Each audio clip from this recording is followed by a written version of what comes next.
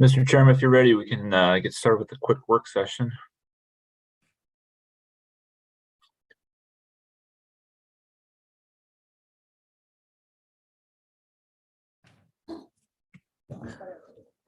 I think we're ready for your work session. Okay, thank you, Mr. Chairman. So fairly full agenda tonight. We are, so 8 items total. We are proposing item number 1 on Gratz Street for the consent agenda.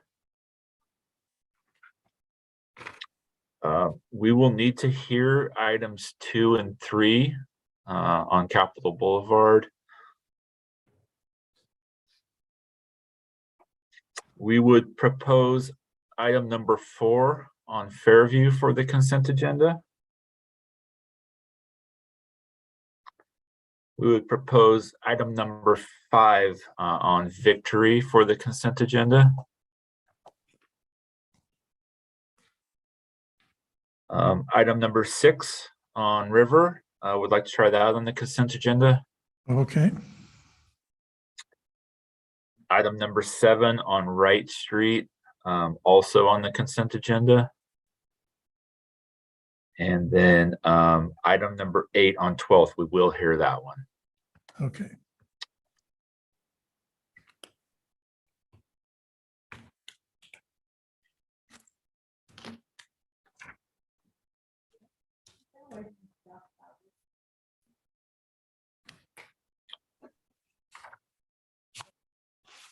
Sorry, Josh, did you hear that? No, I did not. Sorry. Can you be a little bit louder, please? Oh, yeah. Old. Yeah, it might be the volume in here. Yeah. I don't know how to fix that. Okay, we'll see if we can get that fixed by the hearing. Sorry.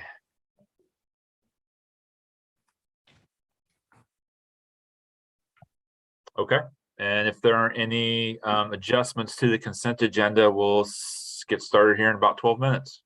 Okay, thank you. Thank you. Okay, Mr. Chairman, it's 6 o'clock. We can go ahead and get started. Well, with that, I guess I'll call the Design Review Committee meeting to order. Turn it over to you, Josh.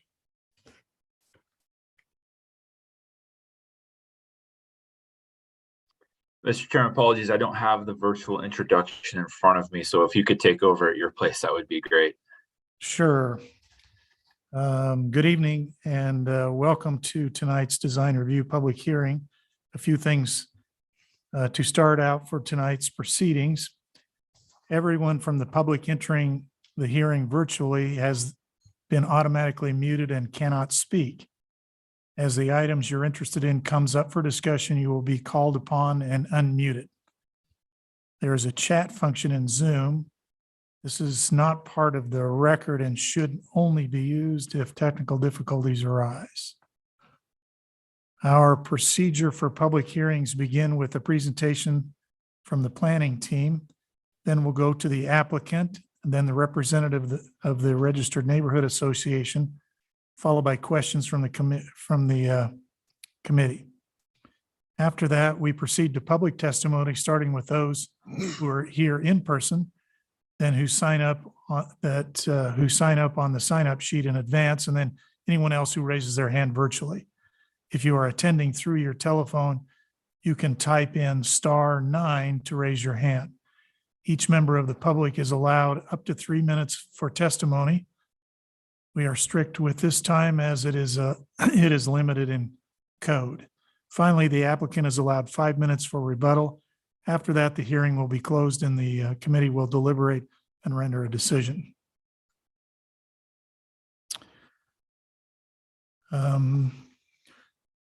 Our committee utilizes a consent agenda. This means that if the applicant agrees with the staff report and if there is no public opposition, the item will be placed on the consent agenda. All items that are placed on the consent agenda are approved with one motion without further public comment. For items not on the consent agenda, we will hold a full public hearing with staff, applicant, neighborhood association, and then the public testimony. Thank you for attending tonight's meeting. Will the clerk please call a roll? Simple. Zabala. Rudine. Here. Marsh. Aguilar. Here. Zuckerman. Here. Erstad. Here. 4 present, 3 absent. First item on the agenda is the meeting minutes for the February 8th, 2023 meeting. Do I have a motion to approve those? So moved. Do I have a second? Second. It's been moved and seconded. Will the clerk please call the roll? Aye. Aguilar. Aye. Zuckerman. Abstain. Erstad. Aye. All in favor, motion carries. So starting with the consent agenda items for tonight. The first item that we are recommending for the consent agenda is item number 1, DRH 2200453. Construct a new approximately 21,320 square foot, 2-story automobile sales building and associated site improvements on a property in a C2D zone. He is the applicant here. Mr. Chair, they are online. Okay. Is the applicant in agreement with the terms and conditions of the staff report? Yes.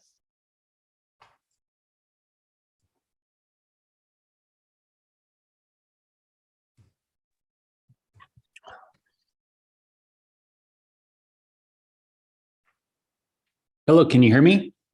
Yes, go ahead. Thank you. Sorry about that. We were trying to get me unmuted. My name is Timothy Bruner. I'm principal architect at Axis Design Group, and yes, we're in agreement of having this on the consent agenda. Thank you. Yep. Is there anyone present that wants to testify in opposition of this agenda item or online? Mr. Chairman, no one online has raised their hand. Okay, seeing none, I'll put that item on the consent agenda. This next item for consent agenda is item number 4, DRH 2300019. Construct a 6-story multifamily residential building with 96 units and associated site improvements on property in a C5DD zone. Is the applicant here? The records show the applicant is here. Are you in agreement with the terms and conditions of the staff report? Is there anyone present or online that wishes to testify in opposition to this item? Mr. Chairman, there are no raised hands online. Okay, seeing no opposition, we'll put that on the consent agenda motion. The next item up for consent agenda is number 5, DRH 2300031. Construct a multifamily development with 354 residential units, resident amenities and associated site improvements on property in a pending R3DDA zone. Is the applicant here? The records show that the applicant is present. Are you in agreement with the terms and conditions of the staff report?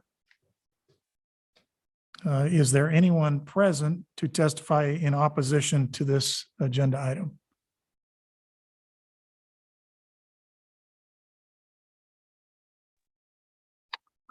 Mr. Chairman, there is no raised hands online. Okay. The next item on the consent agenda is item number 6, DRH 2300030. Construct a 6-story mixed-use residential building. That just means there's someone who signed up too, Oh, yes. but we don't know if it's against. Well, I'll check that. So construct a 6-story mixed-use residential building with 126 units, ground floor, commercial space and associated site improvements on property in a pending C5DD zone. Is the applicant here? Yes. The records show that the applicant is here. Are you in agreement with the terms and conditions of the staff report? Yes. And is there anyone present that wants to testify in opposition to this item? I have one person on the list, but I'm not sure whether they're in opposition. Okay, so that will go off the consent agenda and we will hear that item.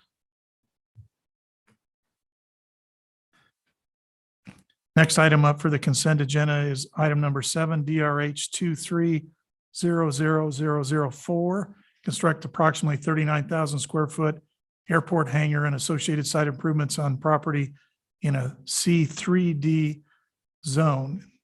Is the applicant here? The record show the applicant is present. Are you in agreement with the terms and conditions of the staff report? Is there anyone present who wishes to testify in opposition to this agenda item? Mr. Chairman, there are no raised hands online. Okay, then that ends the items that were up for the consent agenda. I would take a motion on those consent agenda items. Mr. Chair, Yes, I move that we approve item DRH 22-00453, DRH 23-00019, DRH 23-00031, and DRH 23-00004 on consent, though I note that I need to recuse myself from item number 4, which is DRH 23-00019. so noted. Is there a second? Second.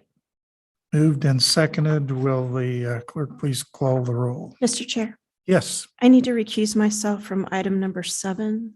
I work for Jackson Companies, owner of the project. okay. With those two abstentions, when we have a second, will you call the roll? Udine, Aye. Aguilar, Aye. Zuckerman, Aye. Erstad, Aye. all in favor, motion carries. The first item we're going to hear tonight is item number 2, DRH 2200444, the construction of a new 6-story mixed-use building with 49 residential units, amenity space, ground floor, commercial space, structure property, parking on property in a pending RODCDA zone. With that, I'll turn it over to staff. Thank you, Mr. Chair and committee members. This is an application for a new multifamily building consisting of 49 units on the west side of Capitol Boulevard, where the Elmer's restaurant currently is. Yale Lane runs along the south and Lois Avenue along the west. The associated application that we'll hear after this item is located across Lois Avenue, where there is an existing parking lot. This project received City Council approval for a rezone to the RODCDA zone, which is residential office with design review and Capitol Boulevard overlays and a development agreement. The approval requires that the development agreement include these requirements: that access is taken from Lois Avenue, that a minimum of 40% of the total frontages for Capitol Boulevard and Yale Lane include active uses, that the applicant coordinate with ACHD and the city of Boise on location and construction of a future multi-use pathway along Capitol Boulevard, that building B provide a minimum of 40% of commercial uses along Capitol Boulevard and Yale Lane, and limits on construction hours.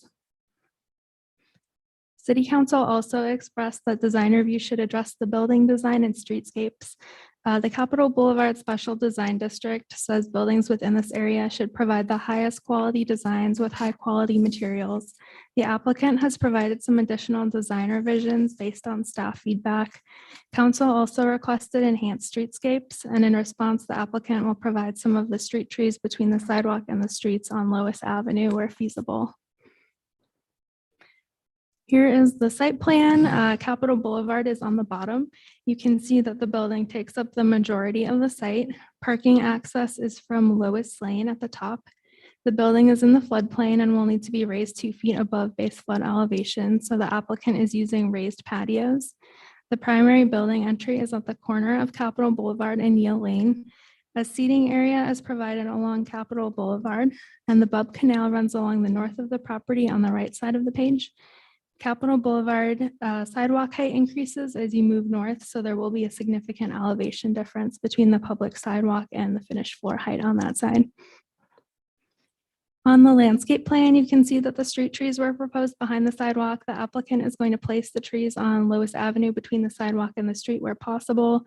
We also have a recommended condition for the applicant to provide a concept proposal for a direct pedestrian connection into the seating area from the future Capitol Boulevard multi-use pathway. That design has not been finalized yet. On the ground floor, we have retail space, amenity spaces, bike storage, and parking. The parking uses stackers to more efficiently use the space and allow room for the more active uses on the ground floor. There is an outdoor courtyard on that second floor.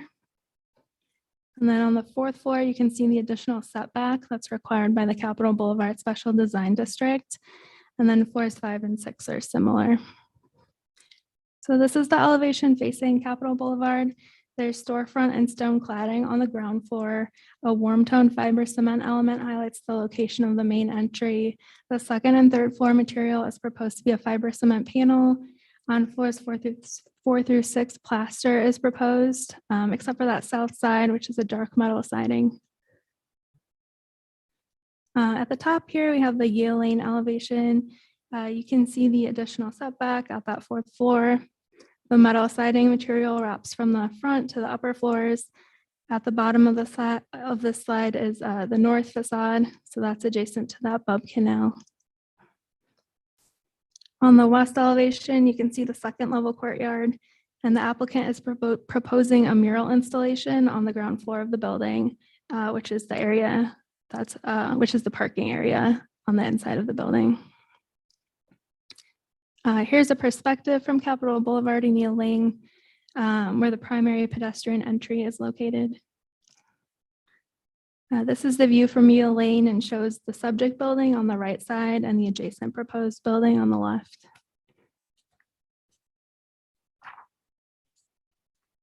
The planning team has recommended a number of conditions, and we can quickly go through those.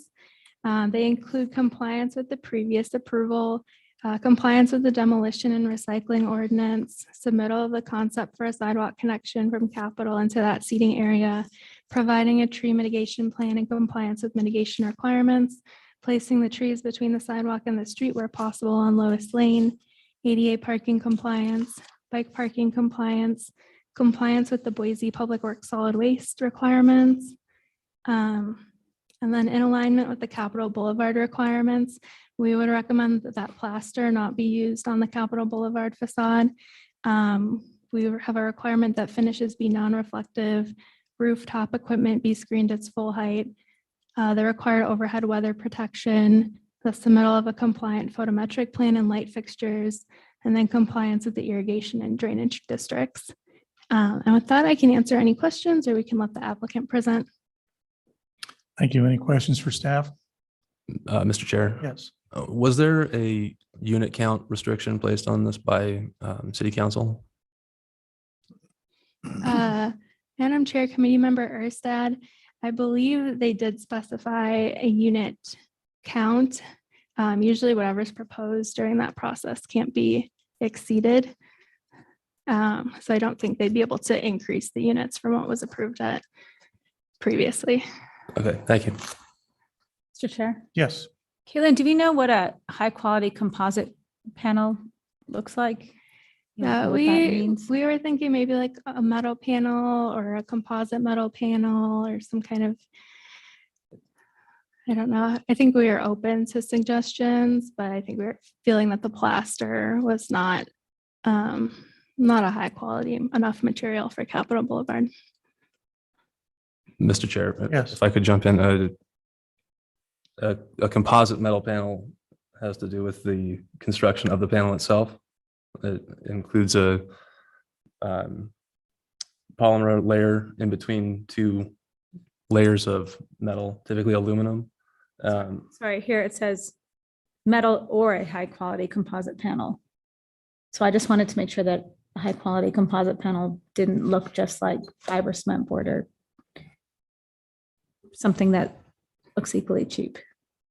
Yeah, Committee Member Zuckerman, I think a purely metal panel is acceptable to us, or if it's a composite panel that is shown to be durable and has a nice finish, we're also open to that. Okay, I would just like to know, like, see what that is, because high quality is very subjective. Yeah, committee member Zuckerman, if you wanted to specify further exactly what material that should be, or give them additional options, that would be one idea. Well, maybe we'll see it in the presentation.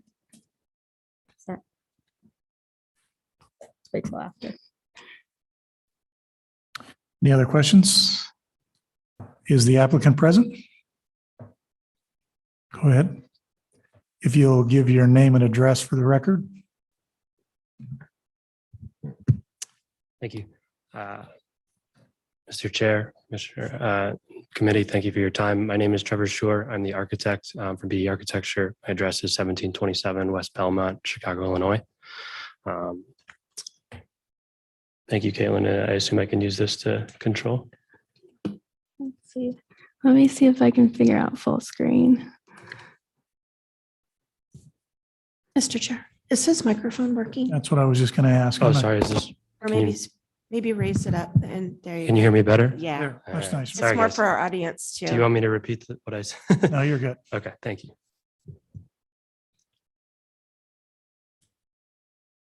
Good. Yeah, if you could try it and see if it's working. Otherwise, I can.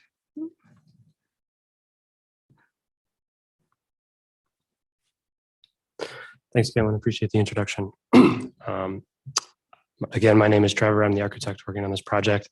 I have my team, Deborah Nelson, our attorney, and also Jason Desmer from the Land Group, who's our civil and landscape. They're here to answer any questions if need be. And then our owner, CA Ventures, is also available for questions online as needed. CA Ventures and BD Architecture have worked together in the past. BD Architecture, my company, explicitly works on a lot of these types of projects with residential and then mixed use or something below. So we have a lot of experience over the last 25 years throughout the country working on this type of product, as well as working with CA Ventures and their expertise in this market and managing these products and doing a lot of work. 917 Lust down the street is in construction now. So they've also been doing work here in the past. I wanted to thank Caitlin for that introduction. I think over the last few months, maybe 6 or so months, we've met with Caitlin, Josh, more recently, Tim. We've met with a lot of entities on this project. I think using all those resources to create what we feel is a great project and component for the city of Boise and for this aspect. The Lust District Neighborhood Group, we've met with them multiple times. Also the Boise State across the street, we met with Drew and some of their team, and getting feedback on this project and kind of molding it over the last year and working with staff to work on that. So we appreciate all their time and hope this product is a great product for that. Caitlin did a good job of summarizing most of the stats. I won't delve into this. I think Chairman Erstad, you mentioned that the residential units, this does match what we presented in the rezoning and is based on no more than the density that's allowed in the RO zoning district. This project is 6 stories. There is a retail component on this building. I may reference this building is called Building B. We also have Building A that'll be after this, so I may reference those two just for knowledge. Just quickly going over the location of it. It's down there across from Boise State from the depot. Between the depot and the Capitol, but kind of closer to the depot there. One element Caitlin did mention that is kind of a unique aspect. You can see the call out number 2 there in the middle. That's kind of looking at Elmer's coming down from South Capitol. You're pretty much at street kind of grade. Like it's, you can see the grass there. It's pretty level, but number 3 up there on the top, you can see that when you get to that drain A, the district easement, it's pretty about 7 or 8 feet below grade down there. So kind of across the site as you get down South Capitol, there's some definitely grade change that we've worked with and kind of I'll talk about in my design aspect. That's kind of the main thing I want to call out from the site standpoint. This is our site plan. As Caitlin mentioned, kind of we have these site components. I did want to just call out that the front, you can see there's a kind of line, maybe 20 feet or so back from South Capitol, there's a parcel of land owned by ACHD that we do not have anything. And that was kind of the mention of the concept plan. We can discuss that if needed, but essentially I just wanted to state that our building is meeting all the setbacks from our property line. So it's nothing to do with the right of way. So it's further back because of that extra parcel land. I think what we've kind of worked on from a site standpoint and working with the city is to really kind of engage you as you come down from the depot and this Yale Street that intersects South Capitol, and really take advantage of that level grade and kind of have that be your kind of entrance and really gravitating towards that. So you can see on the site plan that we have what we call a kind of a grotto and a seating area that unfolds out of our leasing area and fitness and stuff like that. As you go up in Yale, you come into the retail and some more seating and kind of really try to draw people to that Yale Street and engage that. As you work around the building, we have some landscaping, and then we have trash staging there adjacent to the garage entry. That's just trash staging. To clarify, there is trash internal in the building, so it would only be when they go to pick up. The trash is normally held inside the building. And then you have your garage entry on Lois back there, as Caitlin mentioned, per ACHD's request, aligning with our other building across the street. This is just a quick kind of call out of the architectural plan. I think Caitlin already showed it, but just main thing highlighting retail, fitness, amenities, all these things kind of pulling out to that corner of South Capitol when you engage these activating spaces. And I'll kind of talk through that through some of the renderings with the garage and some of maybe those utility components a little lower on that 8-foot kind of as you get lower there towards the Drain A district. Just typical upper floor plan. I think just calling out here, these residential units above, you can see that 20-foot setback there. And then as you jump up to the fourth and fifth, the fourth, 5, and 6, essentially it's set back to meet that 35 feet. So just kind of calling out that the building steps and those top 3 floors are really pushed back even further. So this is our kind of rendering as you come down from Depot. I would say this is a component that we've worked a lot with the city on. I think the biggest thing is, we've done a good amount of iterations on this project. I think we came to the city with more modular and frames. When I say modular, I just mean a lot more steps and things in the building. And I think what we've really honed in on with the help of the city, with Boise State, is to really maybe kind of take the next step to more, just think about simple moves and try to do it well. Think about where you're going to interact with this, the importance of kind of the spacing of windows and things like that, and just try to get the simple things right and really create a sophisticated design in those simple moves rather than adding a lot of manipulation and things that we did present in the beginning. And we kind of work together to kind of come to that. I think this kind of really highlights as you come down, you have the view corridor down to the Capitol, understanding that's an important aspect of the overlay district and making sure that we're nowhere near going any of those views in the Depot and the Capitol. And taking that moment as you come in, this kind of warm tone that's unique to the rest of the building, engaging that. And then from the corner aspect, above we have the metal siding that wraps around. And you can see the signage up there. One of the advantages of working with CA Ventures is they have property management and they're working with kind of signage and things early on. So it's not just thrown in at the end. So we really are excited to incorporate some of this. Some of these are, in terms of this Latitude, is a brand that they've worked with in the past and plan to utilize, and has a unique aspect where that 00 is just a placeholder right now, but it would be 43 for Boise and relate to the local latitude here and kind of start to create a story and a connection. So we like that aspect of kind of some of those elements. Obviously, we'll work with the city on signage and things like that down the road to meet all the requirements, but just wanted to call that out. And then just the base material, kind of highlighting the masses above versus this base material that I'll get into here in a moment on the material board. You can see that kind of called out here in this other image. The building on the left here is the building we'll talk about next, but kind of just highlighting the relationship as you come around Yale and onto Lois. You can see that retail component off the street there with that base, and then kind of the upper mass above with that metal siding. Materials. So just going over those materials.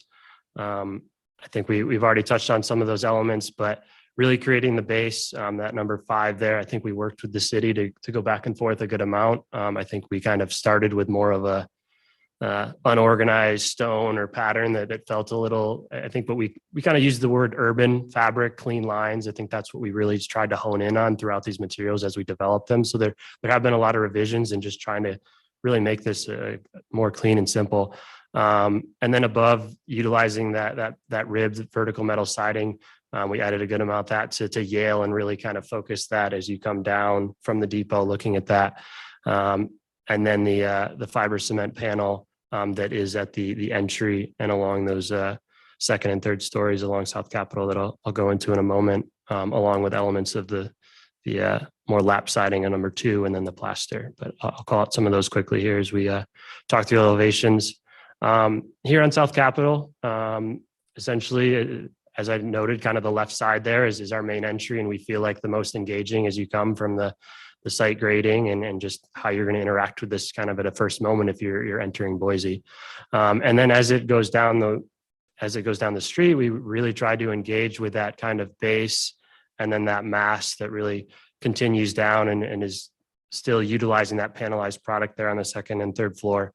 And then above, as it steps back. I think the other things we talked about with Caitlin and Josh and their team, and we originally had some of the windows above and kind of not aligning and things. And I think this really kind of creates a harmonious and more thoughtful design than kind of before we were maybe trying to be just a little too much. I think it really came out a lot nicer and kind of sophisticated throughout this design.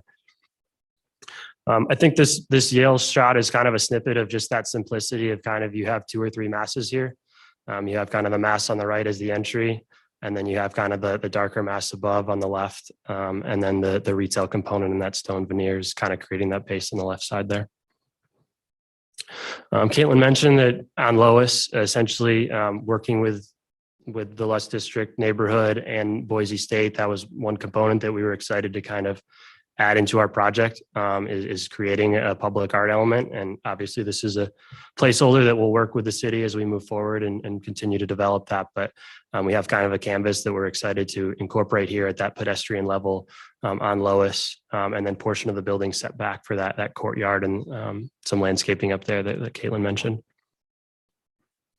And then this one on the Drain A district, as kind of the South Capitol masses come around, and then this gray mass comes there that I'll speak to a little bit later. I've talked about it, but just kind of want to call it out that we do really appreciate everyone's time in reviewing this. I appreciate your time today in reviewing this.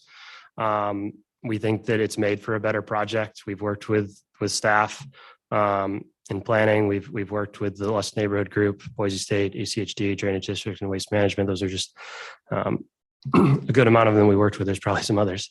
I think the focus points that we've worked on with those I've called out here, but it's really simplify in terms of a massing standpoint, not from a giving up any design, but really just do simple moves right. We've looked at a lot of material revisions and kind of looking at the stone veneer base. We kind of went back and forth with a few products, and I think where we came out pretty happy with. And then the metal siding location, that was originally in a few different spots. And I think that Yale Street, really, we added some. We had some other components in between the windows, and we went back and added metal siding to make that feel more of just its own one facade and kind of do it right with the vertical rib siding. The addition of the public mural that I mentioned, also trash location, just kind of working with waste management to get that in compliance with them, and we'll continue to work with them as we move forward. In general, we were agreeable to most of the staff report. We did have 2 elements we wanted to discuss and talk about. One of them that was mentioned is essentially the panelized products and talking about the plaster there. I think we feel like in our design, we've really, you can see it kind of in this element. We have a few different masses here, and we feel like that metal siding wrapping around with that signage is an awesome element, and kind of creates that special moment on the corner. And then we feel like kind of it blends into another mass as you go down with the windows, and we feel like that setback really pushes you back and I think creates kind of a different texture with the metal siding that's maybe a little more glossy to the plaster, that you can see kind of as you just look here, those masses on the left, and then that top right element that kind of wraps around from Drain A. I call it drainage, just that elevation on kind of the northeast side.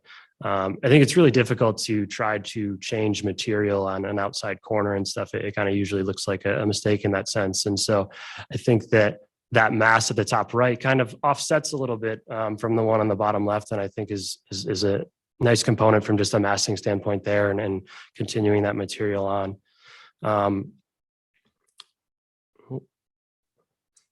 Thanks, Kevin.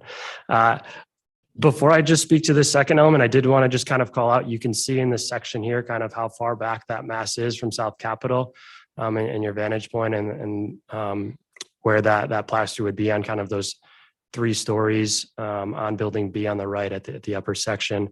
The other element that we just wanted to ask for kind of an adjustment on would be the roof screening of mechanical units. This project is not a large HVAC equipment going on these roofs. It's not an auditorium or large restaurant that has a lot of those larger equipments. Essentially what's up there is a small condensing unit for each multifamily unit. They're about 3 to 4 feet high. As you can see from this, I mean, going back to look at the overlay district guidelines and talking about the right of way, our parapet and our building, we align those things. We put those in the middle of the building rather than outside or like closer to the face. So based on kind of a diagram we've worked on and what we feel like you really won't see those elements. So we feel like the parapet's already providing that screen. So we would ask that we could maybe adjust that the parapet or something will be hidden, but that there's not an additional screen needed based on the location and those vantage points. And then this is just kind of calling out, showing kind of the upper level and those in the middle of the element, and also kind of on the west, kind of southwest corner, we have very little over there too. And with that, I thank you for your time and stand for any questions. Any questions for the applicant? Mr. Chair. Yes. Can you talk to me or walk me through the northeast corner by Drain A, what's happening there? Because I'm looking at some renderings from the packet.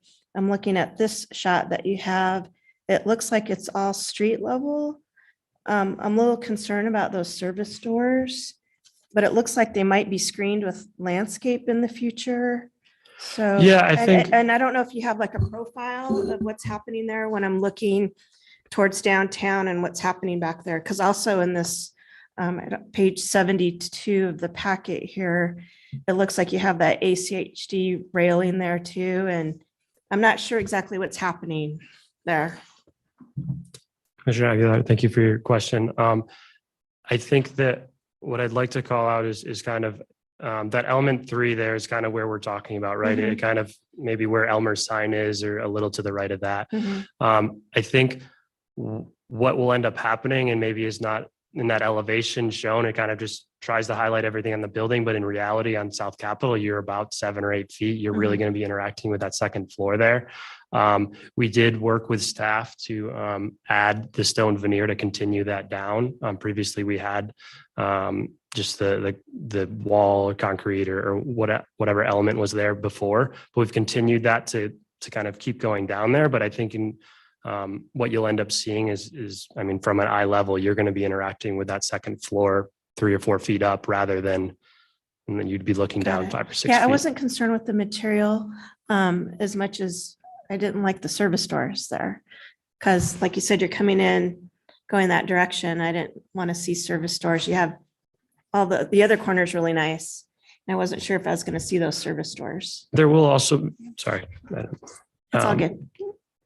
Commissioner Aguilar, there will also be a lot of landscape in front of that for sure. I could ask maybe Jason in rebuttal, we can talk about the heights of those and stuff like that to discuss that. I think if you have some landscaping and taller trees there to kind of hide those doors a little bit, kind of, and I know you worked hard on getting the nicer material there too. It's kind of defeats the purpose a little bit. But yeah, I just something to screen those doors a little bit. Understood. Thank you. Any other questions? Yes, Mr. Chair. Yes. First thing I want to say, I really love the form of this building, and we don't get a lot of very clean forms around here. And I used to live right near your office and see that all over Chicago, there are buildings that don't have 7 different roof lines, and it really works. And wish that more architects brought us really clean shapes. So thank you very much for that. My concern about this project is really no longer the material, but the signage. I feel like the double signage plus the leasing sign, which is all pretty prominent, makes it feel like a low-end hotel or like a cheesecake factory where they have their signs everywhere. And I was just wondering if there was a possibility that, I don't know, tone down the signage. It's not a hotel, it's an apartment building, and they don't all need to announce themselves with big names. Yeah, I feel like if you just, squinted and saw the building without any of the like turquoise, it would be really handsome. And that it cheapens it. That's just my 2 cents. Thank you, Commissioner Zuckerman. I appreciate the feedback. Thank you for the thoughtful comments in the beginning. I think we can definitely look at the signage. I know that, signage is always a thing that we have to work with staff continuing on. We're trying to think about it early, and to that extent, I think I appreciate the feedback, and we can kind of hone in on that and look to maybe kind of lessen the kind of vibrant, maybe there's elements at the lower level that's just more of a black, or just kind of like a smaller, like we can look at what sign is really important to us and kind of maybe go off of that. So I appreciate the feedback. We can continue to look at that. Thank you. Any other questions? Yes. Mr. Chair, to confirm that where your form steps back after the 3rd floor, is there a roof treatment going on there, or is that just simply going to be a TPO? Commissioner Ted, thank you for your question. There is no roof deck on that portion. It will be a TPO portion for that with drainage. Could you also kind of walk through a little bit more of your actual massing? Commissioner Zuckerman thinks this looks very clean. We're known to differ on an opinion pretty frequently. I think this looks like there's a whole lot of materials kind of slapped on this facade in particular, and there's, maybe the mass itself is simple, but there's a lot going on. It doesn't seem to really have a lot of coherence to it, and yet at the same time, it's a facade that has almost no depth, and it kind of looks like a bunch of painted boxes. And I recognize that there's a need to vary materials based on the city's requirements, but there seems like there's a lot going on here without any real meaning to it. And particularly, we get to the northeast corner, the plans show that facade steps in by like 6 inches, where you've got some sort of service space along the hallway there, kind of breaking up that form, and without altering materiality. So I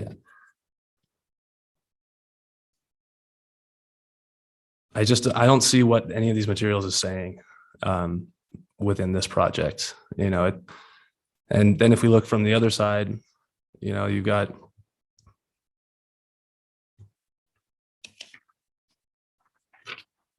could we get to the Lois Avenue elevation, please? I can probably just go to a Kayla if you want.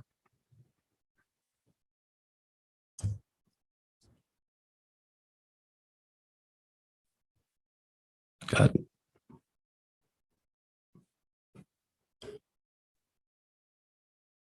about 10 different planes going on with a bunch of, I know you're limited to what you can do while getting natural light into all these spaces. But then, your podium is its own kind of thing that doesn't really have any weight to it. This building looks a lot like it was pretty much just every element that was needed to get the rents kind of just slapped together. and then with a little bit of materiality stuck to the side of it. I don't think this meets the standards of the Capitol Boulevard overlay district. Respond. I appreciate the comments, Commissioner Stead. I think that, I mean, in tackling that question, kind of comments, I think we've worked with staff in terms of in the beginning where we came to them with a lot of different framed elements and bumped outs. And I think we, as I've talked about, trying to kind of create the simple mass. I think that maybe I can utilize some of the plans to start.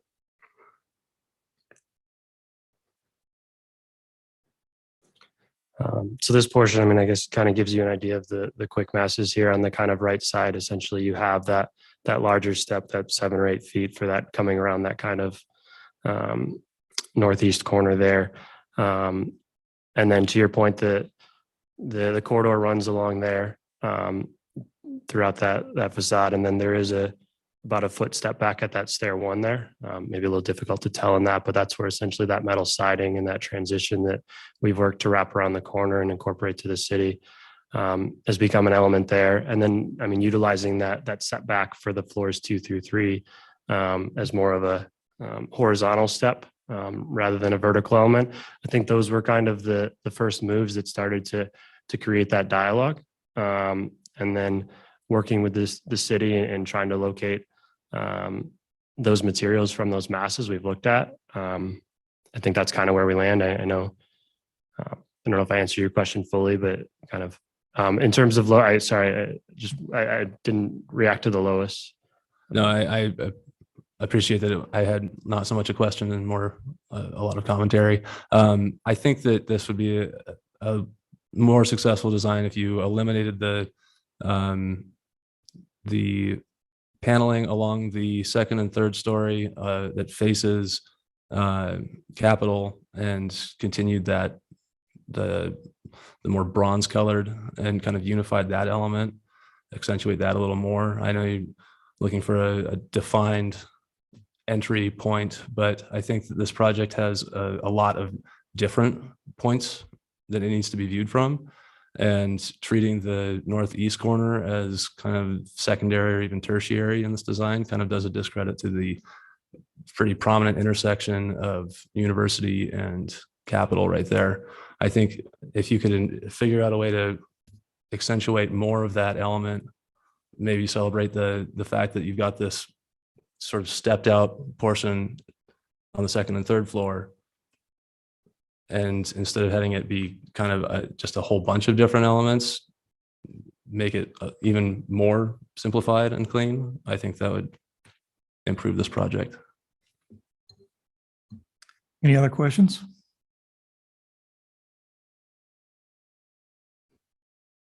Thank you very much. Thank you. Is there anyone present from the neighborhood association that would like to testify? Seeing none, is there anyone in the audience or online that would like to make a comment? Yes. One in the audience. Yes, if you would state your name and address. Name is Daniel Hutchison, 102 North Jantoni Drive here in Boise, Idaho. This isn't the case that I had intended to make a presentation at tonight, but I can't help but see there was one major fatal flaw in the elevations in the consideration for the screening of the rooftop. The viewpoint for Capitol Boulevard is from the depot toward the Capitol and from the upper levels of the Capitol back toward the depot. And the screening of the material on the roof should be viewed and considered from that point of view, not from the sidewalk or the center of the street along Capitol.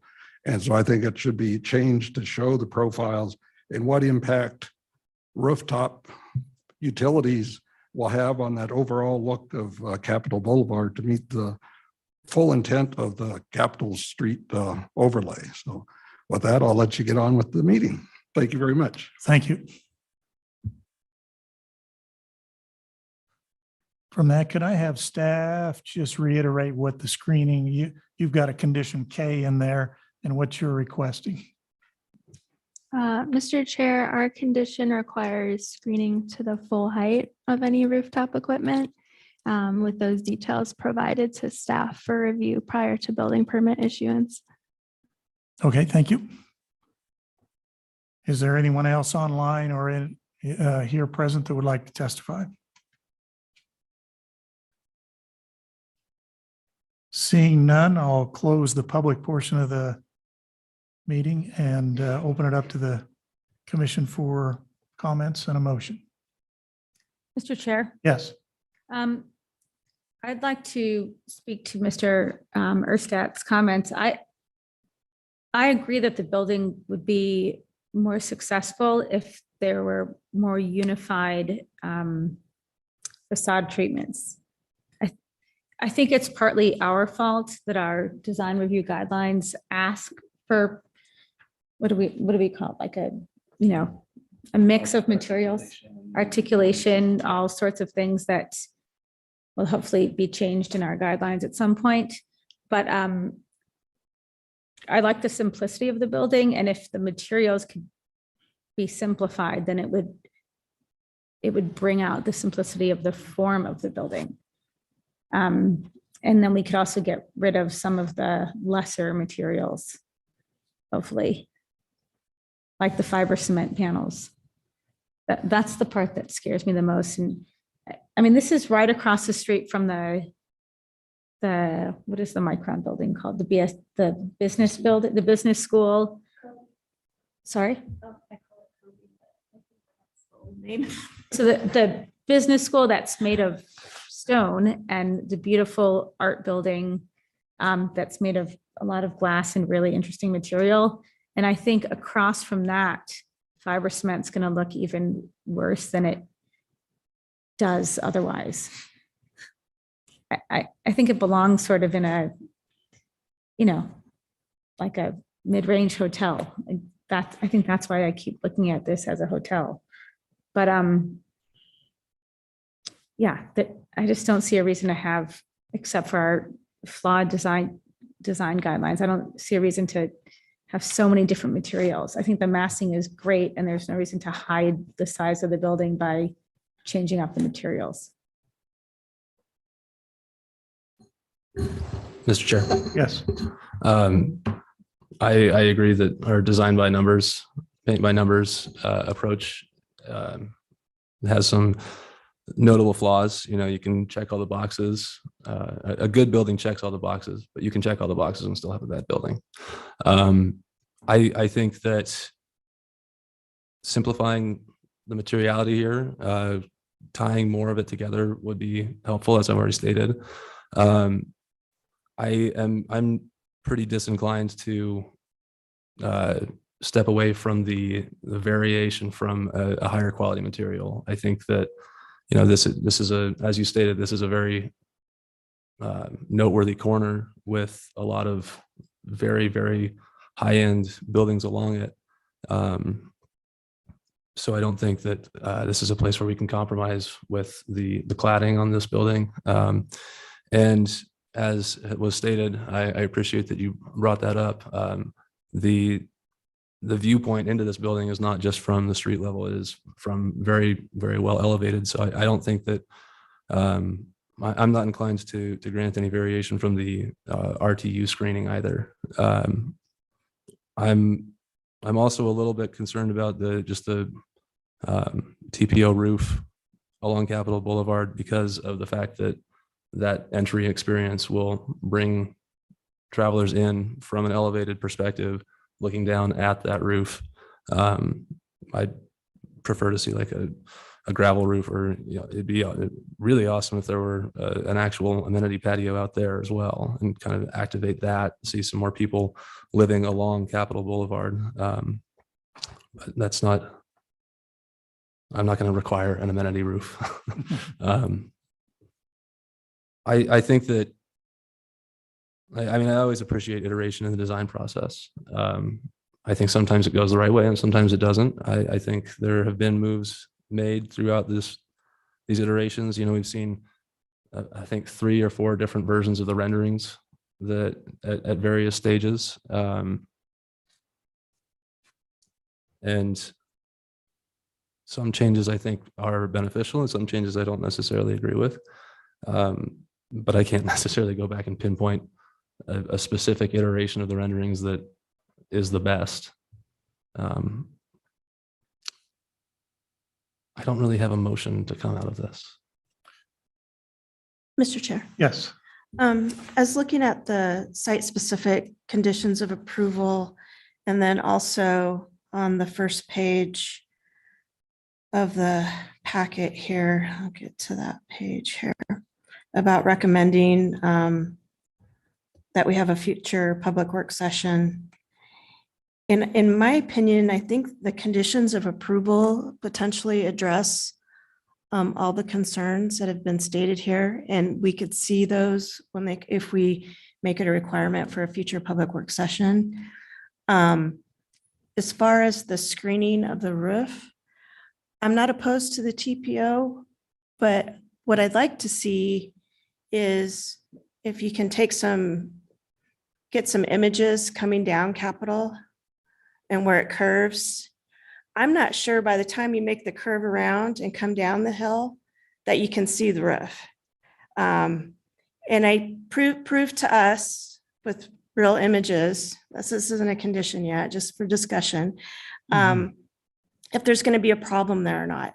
For sure, you need to screen the rooftop equipment, just have to do it. If you look at a project behind the hotel, another residential project behind the hotel across the street from you, those units aren't screened and you can see them and it's horrible. So regardless, they need to be screened, but I think if you look driving down that hill where the road curves, you can adjust your screening accordingly. And I don't think you're going to see the rooftop on that second level at all by the time you make it down the hill. I could be wrong, but I guess I'd like to go for a drive and see that.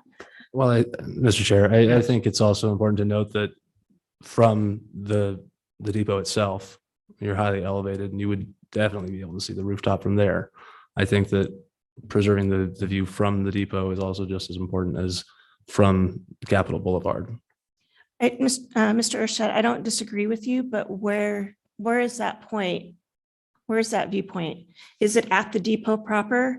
Is it below where the waterfall is, below the depot? What's the basis there for them so they can adjust accordingly?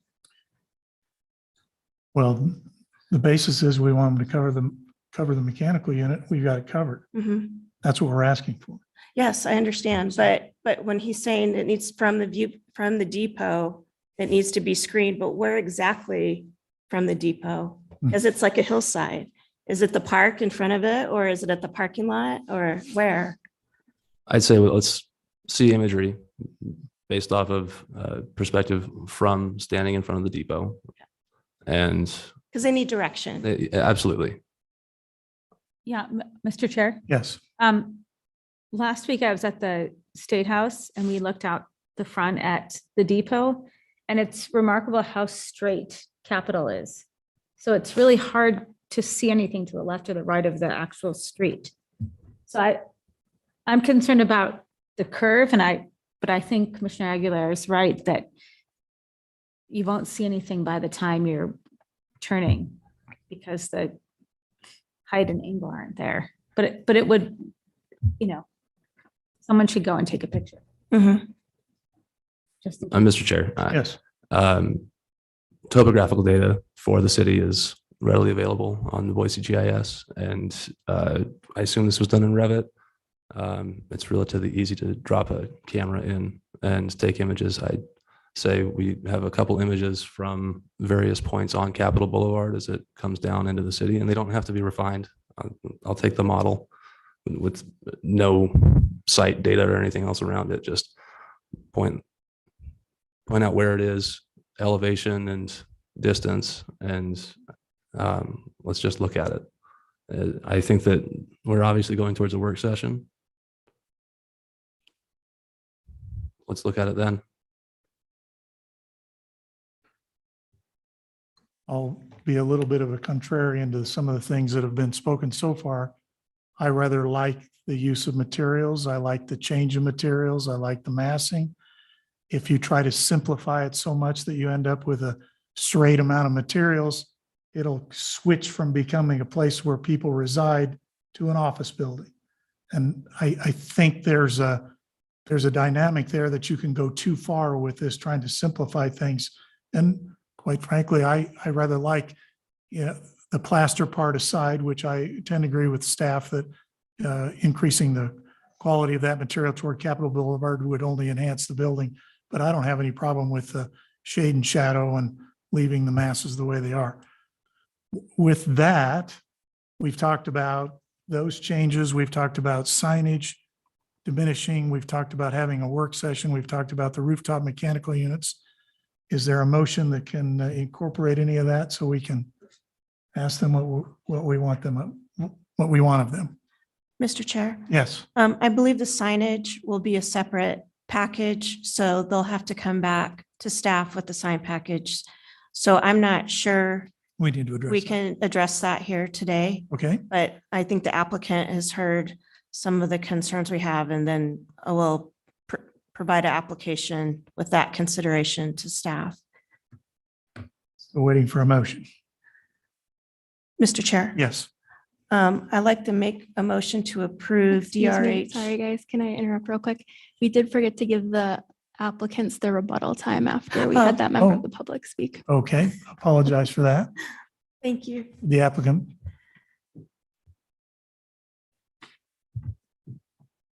Thank you, Chair and Commissioners. I just wanted to speak to a few of the conversations that we've been having. Caitlin, could you pull up that presentation as well? I'll start with the signage. We're amenable to removing some of that signage and looking at that in the future. Also to Chairman Erstad's statement about kind of the bronze material going down South Capitol. We're open to that if that's something that we want to look at. I think the original kind of corner and stuff was out of working with Tim, Caitlin, and Josh of staff. But if you guys see that as a component, we can look. We're agreeable to that. I did just want to talk about the the screening. I think there was a few comments to that. So this is a view coming down from the depot. I think a couple components that is unique to this site, that ACHD parcel of land pushes us back another 20 feet and another 35 feet at the larger corner. I think that to some of you guys' points, I know you're kind of going back and forth. I do feel like that roof level will be even further back and not in anyone's vantage point. And as you can see here, I think that this building, there's trees, there's the Ramada Inn, there's all these other elements. I know some of those you say you can see, but I think those buildings themselves begin to block our building. And I think this vantage point starts to kind of understand that you can see Capitol on the right there. And then our building even further step back from the left down there. So I just wanted to flag that because you guys talked about a kind of this moment. I know you talked about Revit models and renderings and stuff like that, but I think this kind of helps that discussion and can look at that. I think those were kind of my rebuttals. Thank you very much. We'll bring it back to a motion.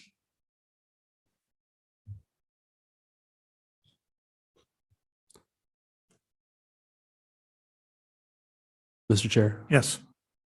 I think this is an excellent exhibit. And I rescind my desires for lots of pictures.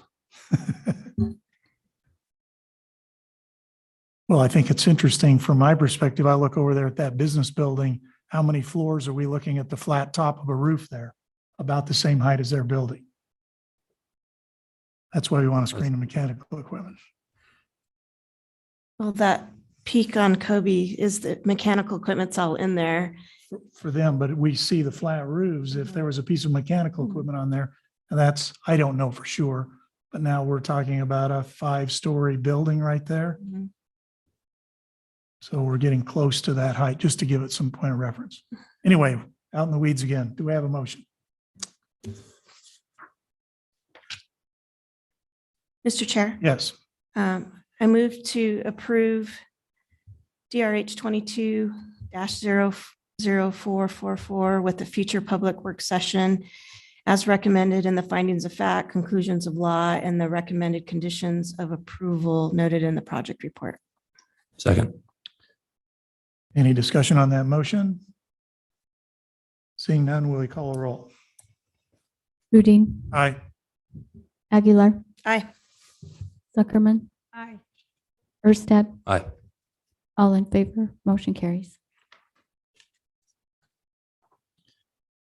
The next item on the agenda to listen to is DRH 23-00030.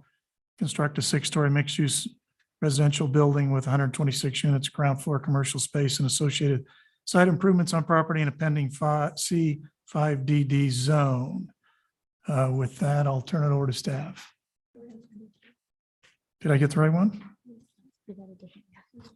Oh, apologies. I skipped over number 3. So rewind that. Next item is item number 3, DRH 22-00445. Construct a new 6-story multifamily building with 39 residential units, amenity space and structured parking on property in a pending RODCDA zone. Now I'll turn it over to staff. Thank you, Mr. Chair and committee members. This application is a request for a 39-unit multifamily building. The site is located across Lois Avenue to the west of the previous application. It was part of the same rezone approval. It is not located on Capitol Boulevard, but it is within the Capitol Boulevard Special Design District. This is the site plan. Lois Avenue is on the bottom and Yale Lane is on the left. Vehicle access is from Lois Avenue. A raised patio is provided along the front of the building adjacent to Lois Avenue. The landscape plan, we again have the applicant willing to locate some of the trees on Lois Avenue between the sidewalk and the street where possible. And we have a raised patio on the south there, or on the bottom there. The ground floor includes amenities along Lois Avenue, including bike storage and parking areas. On the second level, we have the courtyard. And then floors 3 through 5 have similar unit arrangements. And then on the 6th floor, there's also a roof deck at the northeast corner.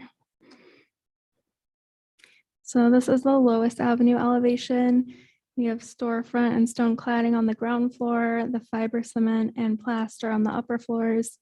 The material and color changes break the building up into 3 segments, and you can see that roof deck at the top right corner. And then the north elevation facing the Bub Canal on the left, you can see that roof deck up there again. And then the south elevation facing Yale Lane is on the right. The applicant is proposing that stone cladding to wrap around the corner from the front and then transition to a concrete. On the west elevation, this is facing that adjacent hotel. You can see that elevated courtyard. And then this is that updated perspective from Lois Avenue.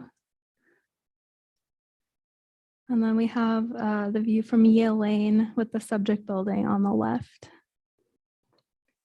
The proposed conditions include compliance with the associated planning approvals, tree mitigation, the street tree placement, ADA parking and bike compliance, Boise Public Works solid waste compliance, the finishes to be non-reflective, full height screening of the mechanical equipment, overhead weather protection at the main entries, submittal of the compliant photometric plan and light fixtures, and then compliance with other agencies. And with that, we can turn it over to the applicant unless there are questions. Any questions for staff? Could we go back to the elevations really fast? Next elevation, please.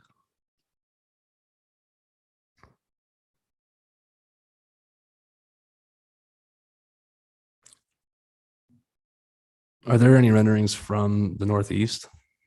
I don't believe so. Could you step back one more for me? Sorry, one more.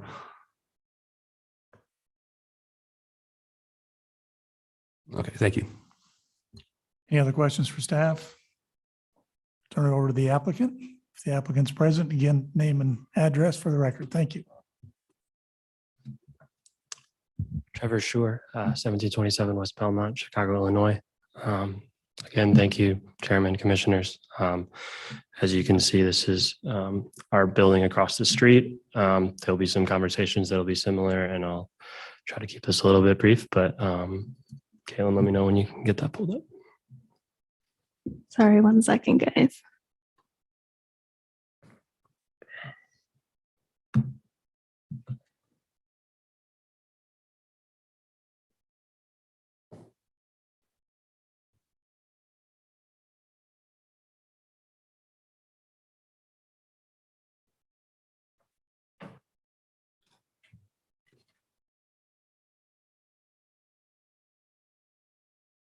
Let me switch. I'll share from my laptop.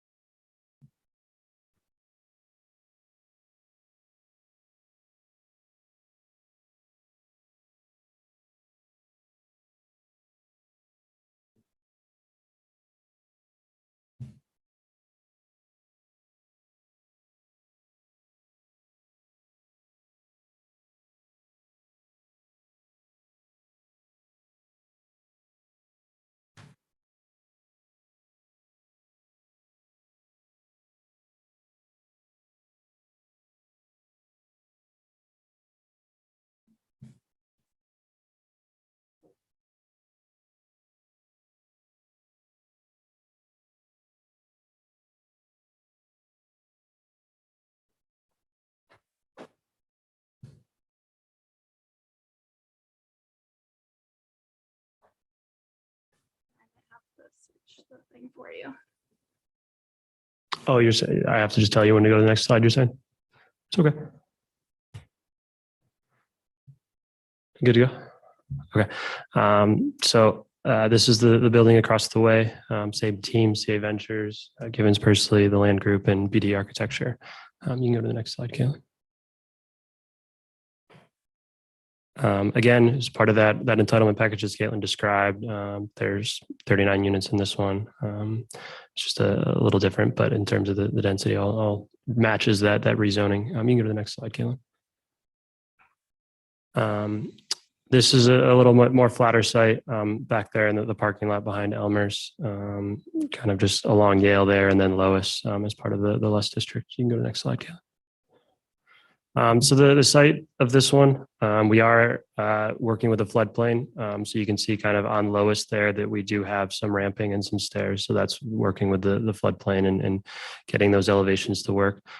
So we have this kind of seating and kind of some landscape in front of that as kind of your entry along Lois. And then on the right side there, you have the garage entry, which is somewhat in alignment with the building B and works with ACHD as we worked with them throughout this process. And then that's trash staging area. Again, there's an internal trash to the building, and the staging is just when it's being wheeled out. And then along Yale there, large amount of landscape along that facade as it wraps around the corner there, coming down, and then some dog run amenity on the kind of northeast side there along that drain A. You can go to the next slide, Caitlin. As Caitlin described, there's amenity kind of pulled up to the front of Lois there, lobby, bike storage, smaller amount. There's no retail aspect of this one. And then the garage portion wrapping around that, along with some utilities and access to the dog run. You can go to the next slide. So I think just wanted to call out that roof deck kind of there on the upper floor. This is on the top floor of residential, so it's not on the actual roof above it, but essentially it's off of that corridor, viewing towards the city, Boise State, Capitol. Pretty excited about those viewpoints and one aspect that this building can really provide. You can go to the next slide. So again, I think this building, we worked with the city in iterations. I think some of the same conversations of trying to go to simplicity, creating masses. I think this one, we essentially looked at garage, storefront, some of those different alignments to create this central mass, and then the darker masses on the side with that central mass sticking out there. And then the signage is just the one larger logo on there on the left side, again, incorporating that as part of the design. And then that roof deck there with an awning element above and looking out to the city, we're pretty excited about. I think you can go to the next slide, Caitlin, sorry. This is the viewpoint from Yale coming up to that, really seeing that those masses turn the corner and just kind of doing a couple materials. I think there's less materials on this, kind of just using this dark kind of recessed component of the horizontal siding with some, causing some kind of providing some scale. We are also using the similar base material to kind of collate to the building B and have that relationship and kind of, again, the darker mass above kind of creating that base concept and above that that I think comes out in this rendering. You can go to the next. And then this would be a viewpoint from that roof deck up there looking towards the foothills and Capitol, and then Boise over on the Boise State on the right. Go to the next slide. These are just some components talking about the Lush area master plan, activating the street, working with those same design, multiple types of transportation I talked about. There's bikes, automobiles, and pedestrians kind of working with that site as it comes off of Lois. You can go to the next slide, Caitlin.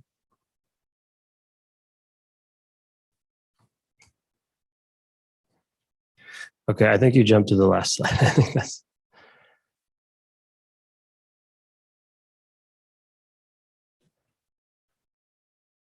I'll be honest, I wasn't expecting that slide when it came up.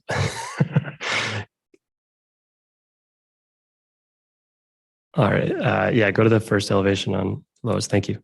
I think the rendering on the beginning kind of probably depicts this just as good, if not better. So I think just kind of calling out, we have the different materials, the left, the right being the horizontal lap siding, that darker recessed component with the plaster in the middle, and then the stone veneer at the base with the storefront off of the lobby. And you can go to the next. This is over on Yale, that mass coming around the corner, wrapping around with a stucco, and you go to the next one. This is the element that maybe Erstad was looking at when he was going back and forth there, but I did want to call out that I think one elevation that was different here that brings around that corner. I think there was an old iteration on Caitlin, so apologies for that. And if it was my mistake too, apologies. But essentially this just brings that massing around the corner there to wrap around that roof deck and kind of cause that same language, rather than, I think on the old version, it showed some frames and things that wouldn't have worked with this design. So this is different than what Caitlin showed. You can go to the next slide.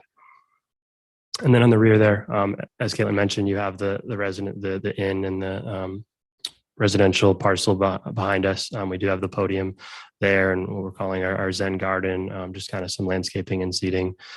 So kind of stepping back from that and trying to be conscious of that, along with just the pathway along the back. The next.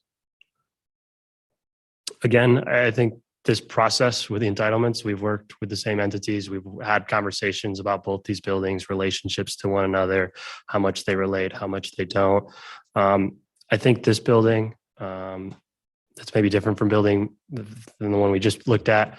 We're off of South Capitol. And so maybe some of those conversations or that depot view is a little bit different. I think that if we looked at that view, you would see that this building is even further back to the left. So I don't think some of those conversations are as meaningful for this building. But I think things that we did look at with the city was kind of relating that stone base, kind of bringing that over those clean lines. I think those things are very fruitful conversations we've had with Boise State, with all these departments that we've talked about in the past. So I think those have created this design, caused this kind of 1, 2, 3 kind of simple massing as you walk down Lois. Maybe you can appreciate the less materials there and just kind of calling out a couple moves and doing it in that way. Again, looking at the trash location, we're using the staging area and working with the department there. Go to the next slide. I think there's maybe a glitch on the slide there, but that would essentially be the same section that we looked at on the previous one. I think what I would state is that building A is further back behind those trees and is not part of that depot view. And I think that those components are already screened from the street. That parapet is providing that. Again, those are only 3 to 4 feet tall things that are sitting 20 feet back from the parapets. So I don't think that there's really too many vantage points that you can see. I think across the way with Boise State and some of those buildings, they're just based on a more commercial aspect. They're going to have a lot more RT components that are a lot bigger system than these kind of condensing units that are more in line with something you would see on like the side of a house, just a lot of them for the number of units. So that's what I would kind of state there. So that was the one comment we had on this that we wanted to discuss from the staff report. But other than that, we were in agreement with the staff report on this one. And I think that probably says thank you after that. And then there was just the roof plan of kind of showing those farther back, just kind of where they relate to. And with that, I can stand for any questions. Thank you. Thank you. Any questions for the applicant? Thank you very much. Appreciate it. Is there anyone here representing the neighborhood association? There wasn't before, so I suspect not now. Is there anybody else here or online that would like to comment on the project? Seeing or hearing none, I will close the public session and turn it over to staff for committee for comments.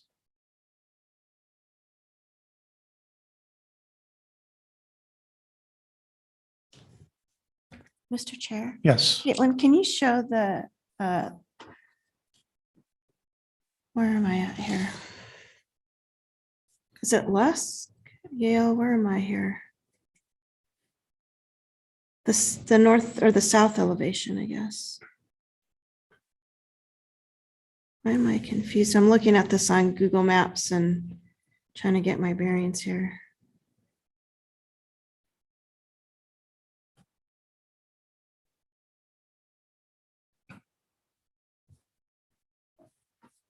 It seems like we have more blank walls on this one.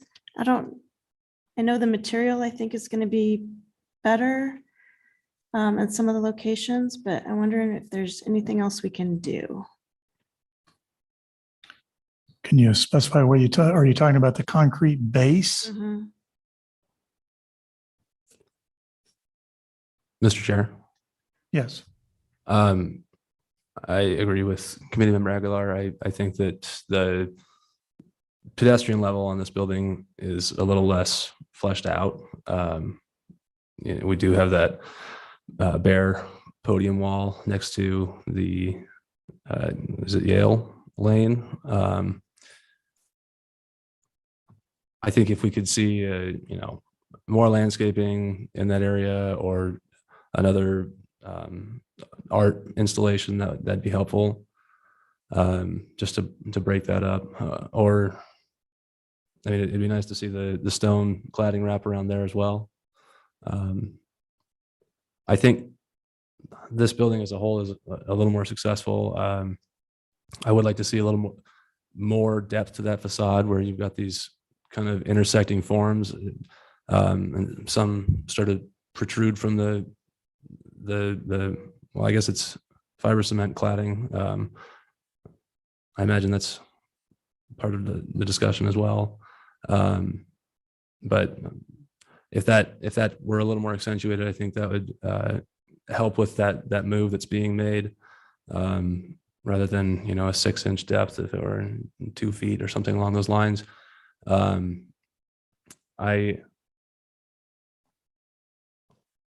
think this, we're on the right track here. But I think we're still in the same place. The screening is, like you said, it's not that tall, but I think we'll still see it from a distance.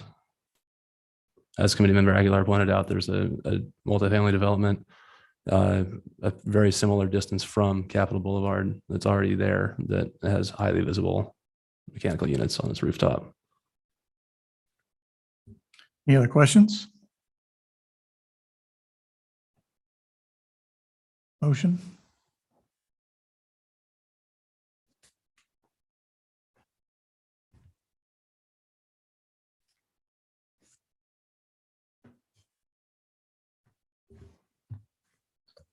Mr. Chair, Yes. committee members, do we want to see this at a public work session with the first project? Just to see how it all meshes together? And my personal opinion is it's hard to do one without the other. If Yeah. you change one demonstratively, it messes with the other one. So yes. I'll attempt at a motion then.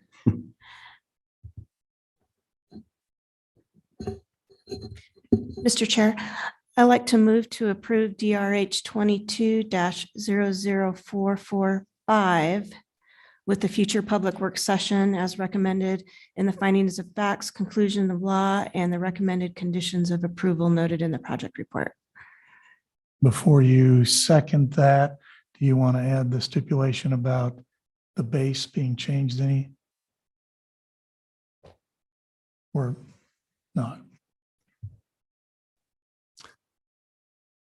Don't need to. Mr. Chair, I think that the discussion of the base materiality would come into play at the same time as the discussion of the rest of the materiality for both projects Okay. in that future work session. I do wonder if we need to clarify that that work session would coincide with the work session for Building B. Caitlin, do we need to make that a condition of approval, or would we just assume they'd be scheduled at the same time? Mr. Chair, committee members, you could put that in the work session condition just to ensure it happens. I want to look at the site-specific conditions again.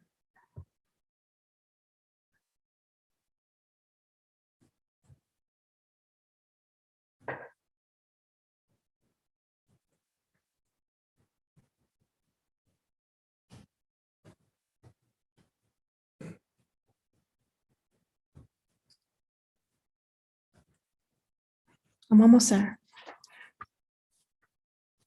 Oh, there we go. Thanks for printing that out. I was looking at it online.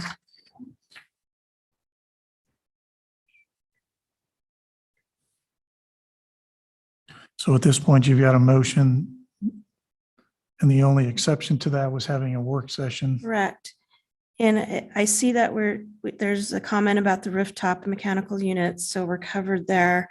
I just wanted to see if there was a comment similar, I believe, to the first project that talked about the materials or anything similar to that, and it only, unless I'm missing it here, it looks like the only comment we have is just updating the drawing sheets to coincide with the updated building design and submit to staff prior to building permit submittal. Mr. Chair, committee members, we did not propose a limitation on the materials on this project, so you could add that. So I feel comfortable with the public's work session and modifying the motion to have it be at the same meeting as the first project. But from Mr. Erstad, I guess I would like some help on language to add a condition N, I guess, to address the pedestrian level and the materials? Or no? Or are you comfortable with the conditions as they are right now? I'm comfortable with the conditions as they are. I think the express purpose of the work session is to discuss materiality and the way that it is brought up to standard with the Capitol Boulevard Overlay District and cohesion between the two projects. So with that, I would just amend the motion that the public work session be held at the same meeting as the previous project. I have a second. Second. Any debate on that motion? Seeing none, call the roll, please. Udine, Aye. Aguilar, Aye. Zuckerman, Aye. Erstad, Aye. all in favor, motion carries. Mr. Chair and committee members, would you be okay with a 5-minute break if we try to get our screen working again? Sure. Sure. Thank you so much. Mr. Chair and committee members, I think the computer is working and I'm ready if you want to get started. We're ready to go. Yes. Do we have everybody here that matters? Okay, let's go ahead then. Okay, good So- evening. So the next item up is item number 6, DRH 230030.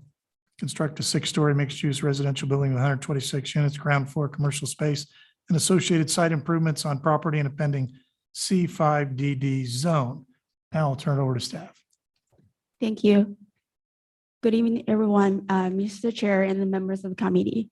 PV North Architecture requests design review approval to construct a 6-story mixed-use residential building with 126 units. I'm sorry, just give us a second to share the screen.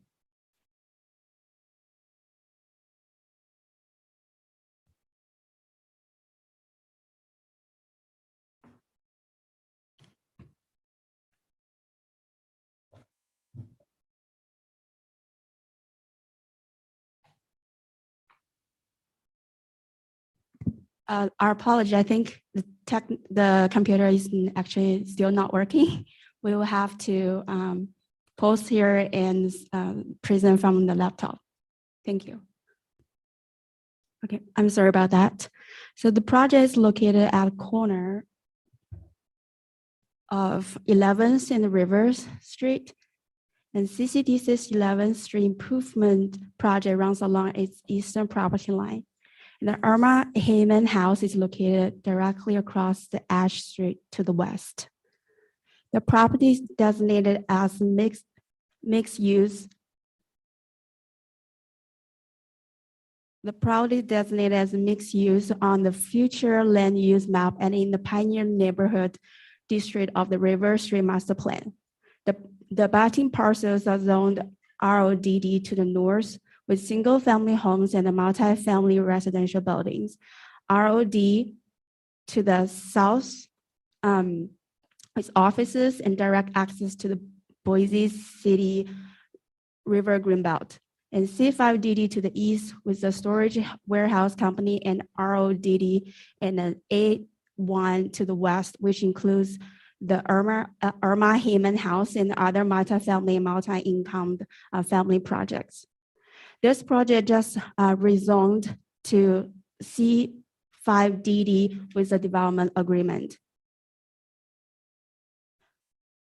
This project provides a friendly and urban pedestrian experience by locating vehicular access and podium garage entrance to the alleyway along the northern property line, while allowing all other street frontages open for pedestrian connectivity and activity.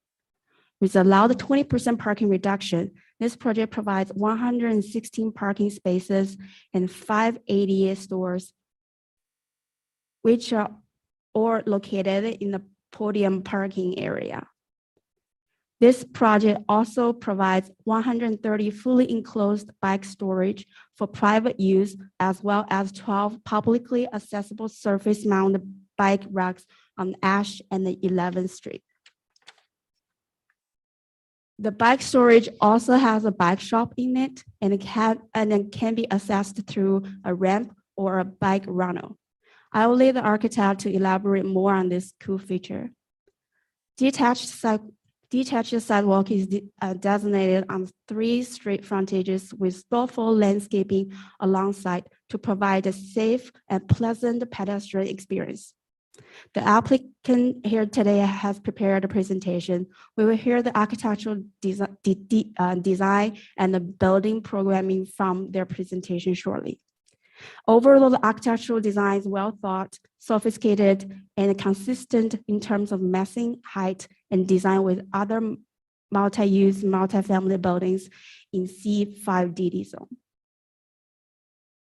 There are a few conditions that apply to this project.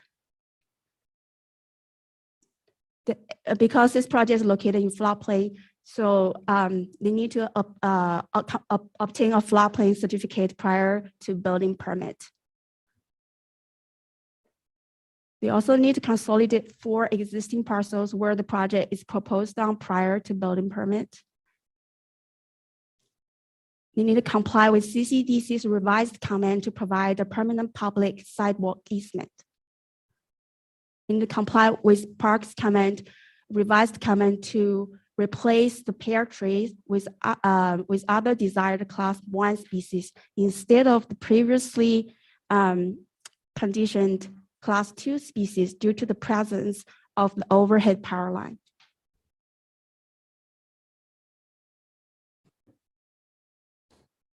They need to comply with solid waste revised comments, which was received on March 3, 2023. With that, staff recommend approval of DRH 23-00030 with included conditions of approval. Thank you. If the applicant is present, would you like to present your, sure, and give your name and address, if you don't mind? Thank you. I think we have a little presentation as well, so just wait 2 seconds for them to fire that up. My name is Brian Wenzel. I represent Pivot North Architects. Address is 116 South 6th Street in Boise. I believe we have the owner's rep on the Zoom call as well. Thank you for the opportunity to present. Here you see a rendering of a really exciting project. This development group and us as architects and our consultant teams have worked together on several projects in the city and are really excited to bring another successful project to the city of Boise. This is located in the southeast corner of the River Street district. We understand from reading through that a lot of the requirements for a great mix of housing, and we think that this 126 units provides what the city would be looking for. Really studied pretty well the design or downtown design guidelines and tried to comply with the spirit and the letter of those guidelines as best as we could. So here you have the southwest corner of River and Ash Street. The perspective shows articulated horizontal and vertical massing. We really worked hard with the building forms to break the scale of the building on the street, so you get a pleasant experience driving north or south on River Street. The materials are brick on the corner. That's the tan kind of beige color of the first 5 floors. We've got metal siding on the top floor at the corners to respect the downtown design guidelines with high visibility street corners. And then we've got plaster or EIFS on the recessed elevation elements that kind of span the 2 anchored points on the corners and the alley elevation as well. You can revisit this, but next slide, please. Really wanted to understand the context. We're replacing 16 units on site, but we're part of what the ownership group is envisioning as a bigger kind of development. Not all 3 communities are the same, but ownership group is similar between the River Street townhomes or 30 townhome units on Ash Street and the corner of River just north of the Irma Heyman house. And the 48 unit development that you can see is under construction is 11th and Lee is called Riverline. So this is kind of the third piece of that. And the ownership group has really challenged us to make a sophisticated kind of higher quality version of those other projects, but still something consistent with their overall vision for the district. Next slide, please. Here you have the basement level. We've got about 40 some stalls in covered structured parking with a ramp down from the alley. You could see some compact stalls off the alley, about 24, 25 stalls off the alley. And then next slide, please. Going up 1 floor, you have what we're calling the ground floor. It's kind of a hybrid of laminating program on the three streets on River, Ash, and 11th Street with more covered parking. And the covered parking is structured so it's a half level down, a half level up. That helps kind of keep the structure tight and hide the parking behind the program. We're really excited about how we've been able to activate the street. The purple color is the bike parking. We really want to make this a hub for biking. We've really worked with the city and appreciated some comments to further that aim. The blue are resident serving amenities, which are kind of activating the River Street in the corner of River and Ash. The pink color, light red color are residential units. We've stepped those back off the street to get some elevated stoops. The building's in the floodplain, so we're raising everything 2 feet off of the street level. And that allows the units to have a stoop-like effect with front door entries that's consistent with the landscape, streetscape guidelines in the downtown design guide. And then the commercial, the dark red is 1,000 square feet of neighborhood serving commercial space, which we think is the most viability on 11th Street because of the new improved bikeway that's coming there. Really excited to tap into that. Next slide, thanks. Here's level 2, the immediate level up. You can see the blue is some resident serving amenities, which activate a level 2 kind of elevated podium deck that's intended to be occupiable for kind of that L-shaped rectangle there. And then the rest of the units have, most of the units on River Street have private deck. It kind of takes advantage of that podium. So we're trying to use that rooftop of that podium as much as we can. And we really work to break the bar of the building. It's a traditional double-loaded corridor, but we intentionally jog the corridor so you don't have one long straight shot view, kind of like a hotel style. But you get some interest, and you also, more importantly, break the mass of the building. So you get some relief on River Street and some relief on the alley. So it's not just one long continuous bar. A little bit more outside corners too. Next slide, please. Here's a typical upper floor, very similar to the level below with that unit replacing the clubhouse. Next. And then 6 stories, sixth floor, we got an upper floor sky deck, which is the blue and green are indoor and outdoor space respectively. And we're really excited about how that gets views to Ann Morrison Park or the foothills, and helps articulate the scale of the building as well and breaks down the massing there on the northwest. Here's the landscape plan. The building is located on some transmission lines, which are high power lines on the south side along River Street. We've worked a lot with Idaho Power to push our massing back, but we were allowed to keep the first floor kind of an urban edge on River Street. But by pushing the top floors back, we can respect the transmission lines there, give a little bit more relief to the units. And we've been working with some comments we've received about the street trees as well. I think Catherine was kind enough to address those. So next slide. Civil plan, in case we need to refer to it. Next slide. And here's a rendering looking on the southeast of River Street. Really appreciated working with staff. Some of the comments we received are, can we add some ground level landscaping in front of the amenities on the west side of this view, on the left of the view? So we've worked to push back the amenity space to provide more ground level landscaping between the sidewalk and the street. This is the high visibility corner on the corner of River and 11th. So really work to refine the brick, emphasize more enhanced materials on the top floor of these elements, an attractive awning to terminate the sky, and articulating the masses both vertically and horizontally with our material use. So you have a building that's kind of cohesive, contemporary, and sophisticated, but also there's some interest, there's some play in the elevations as well. So the metal elements, the dark gray, are kind of diving down and punctuating the middle 4 floors at the elevator lobby, which is just to the left of the view, or residential unit, which breaks the 2 massing on the kind of right in the middle on the right above the yellow car. We also got some great comments about making sure the residential stoops read as residential.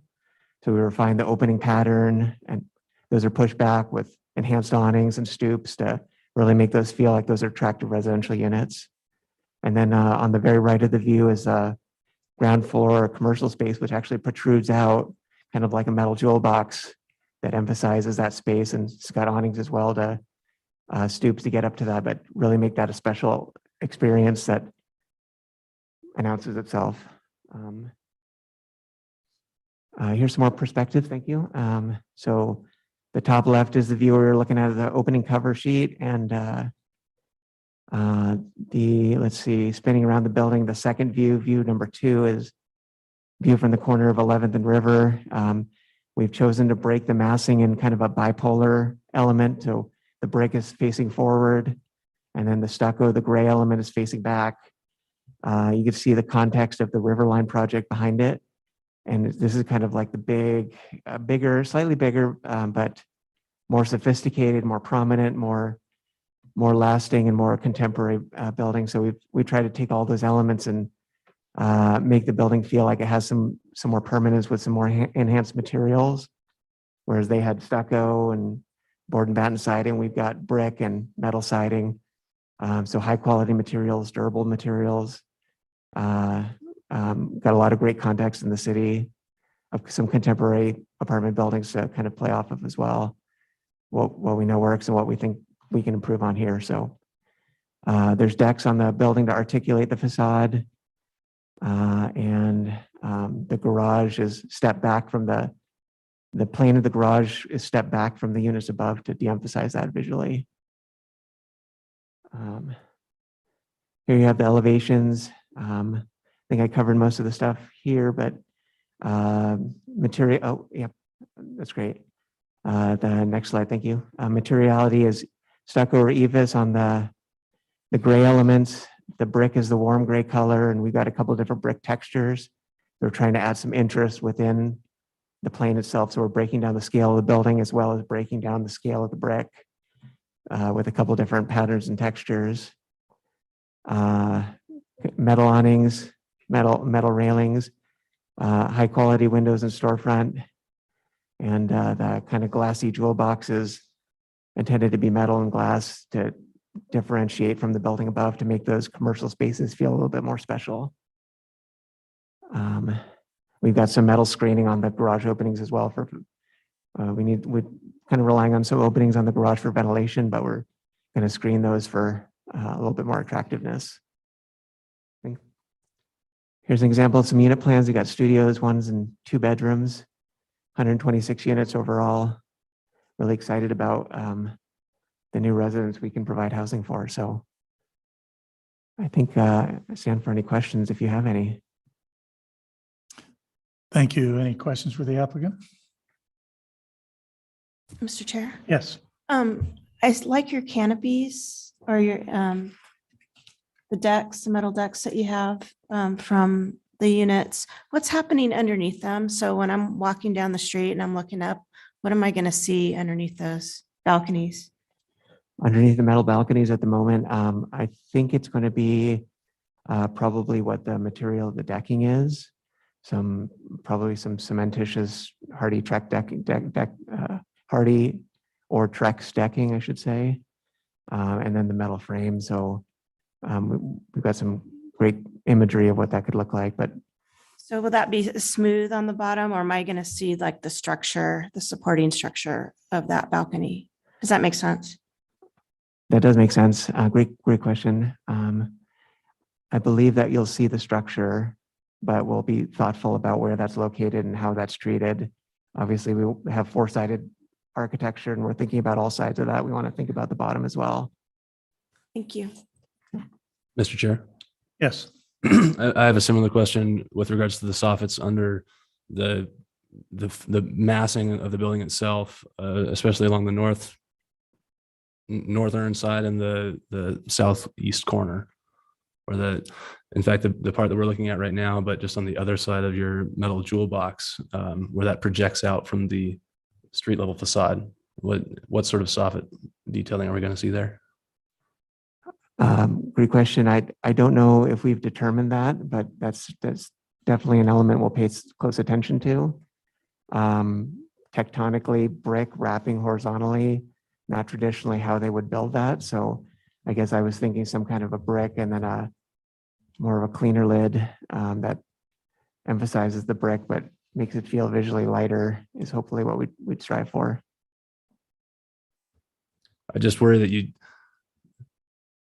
I think you've got some really great mass to the building elements here. it would be a shame if that brick were just, you know, a single course thick as it came to the bottom, and it didn't kind of continue that similar massiveness that some of your vertical elements and even your soldier courses have. So I just think that make sure you put some care into that detailing. Appreciate that. Will do. Yep. Any other questions? I have one more question. Yes. The cap on the top of the building, on a previous image, I think it was a nighttime image on there. Maybe it's just the way that you've done the shadows, but is that going to be uplit? It looks like it's glowing, like a little halo or glowing in there a little bit. That's a great question. I don't know if we've determined exactly where the lighting would be. Part of the rendering is to make sure that it's emphasized. We've got some articulated top. If you look closely at the detailing, and perhaps it's not reading here as clearly as we intended, but the wall of the face, the cap steps back and then back out. Mhm. And we're really striving for some texture and some richness at the top, like how the building doesn't just die at the sky. It's got some richness, some life, and that kind of plays off of what we did on Riverline, which is just a simple cap.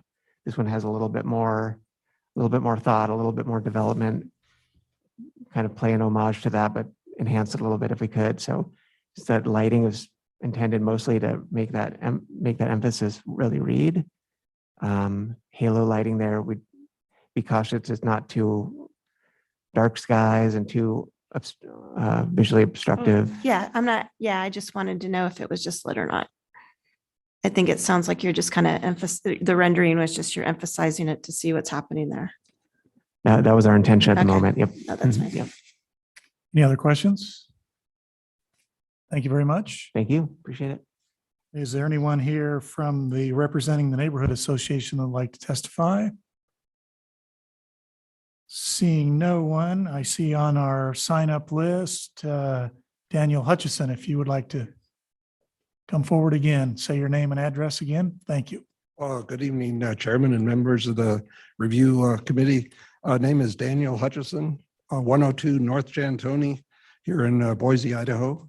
And I have several points I want to make on objecting to this particular project for its current location. It appears to be a very nice building that would look very nice along Front Street or Myrtle Street, but not on River Street. As we all know, the Boise River, the associated parks and interconnecting greenbelt is one of the primary features of Boise that concedes to the livability and the desirability of the community. And on this stretch, River Street is really a secondary portion of the greenbelt, while not designated that way. With the nice way the commercial development on the south side of River Street was made with open space between the buildings, room for high canopy, mature trees intermixed with their parking lots, makes River Street a very nice secondary route for pedestrians and bikes and other people utilizing the greenbelt, and gives a greenbelt feel to the people that drive on River Street, connecting it to the other parts of the community. The transition from that greenbelt system that we have in Boise into the downtown planning area, there should be a smooth transition. Going from the current development on the south side that has mature trees, commercial buildings that are set back from the street, given that open space, nice transition from the green belt, to suddenly have a 6-story foot wall that's over a block or is a block long, gives that canyon look that's a lot more conducive to Main Street or Idaho Street than it does to River Street. So I would suggest that the design be redone for this location into a 2-story to be the transition into the 4-story buildings that are in the next block to the north, and also to break the building up into smaller units similar to what's there now, that allows for Greenbelt and River Street users to have visual access to the Boise foothills and the rising skyline of Boise in the background, rather than seeing a transition from river, Greenbelt, open commercial development into a solid wall along the block. And that's one of the reasons I find it inappropriate. Also noticed on the design, they talked about having some affordable housing and some handicap accessible parking, but I didn't see any discussion that any of the units were going to be suitable for handicap personnel to occupy the building. Well, that I can see my time's up. So Thank you. good luck in your discussions. Thank you very much. Is there anyone else present or online that would like to testify on this project? Seeing none, I'll turn it back for rebuttal from the applicant.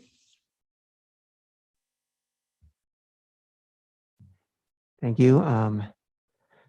Understand the comments and have heard some of those before, but happy to address some of those if we can. Regarding the massing on River Street, I guess the River Street district kind of envisioned a mix of uses, and we know the housing crisis that the valley has been facing. So we wanted to do our part to provide a viable project for the developer and, more importantly, bring as much opportunity for new housing as we can. The Afton down on River, the library, there are some massing on River Street at the moment, as well as what we envision as or what we think is going to happen is the zoning rewrite is envisioning a more dense development here on River Street as well. So we think this massing is appropriate for the space, doing what we can to step the building back within the realities of the building industry. So I hope I address that, and we can only provide as much landscaping as we can afford under the downtown design guide and what's underneath those power lines realistically. So, and as for the handicap housing, we'll provide, I think all the units will be adaptable for the International Building Code. So there's going to be some accessible units, percentage of them for designated accessible units, and then the rest of the units, because it's elevator served, will be provided adaptable. So if somebody needed that, they can change it to an accessible unit if as needed. The ground level units have ramps that access those. So 100% of the units would be adaptable in the building. So hope that addressed some of the concerns, and happy to answer any more questions you might have. Thank you. And with that, I'll close the public portion of the testimony and turn it back to us for discussion. Yes. I really love the design of this building. I think the massing is totally appropriate for River Street.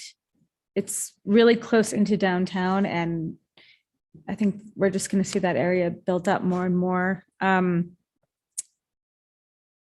like the way that it's staggered, even though I don't ever see a need for breaking up massing. I think it's an interesting element.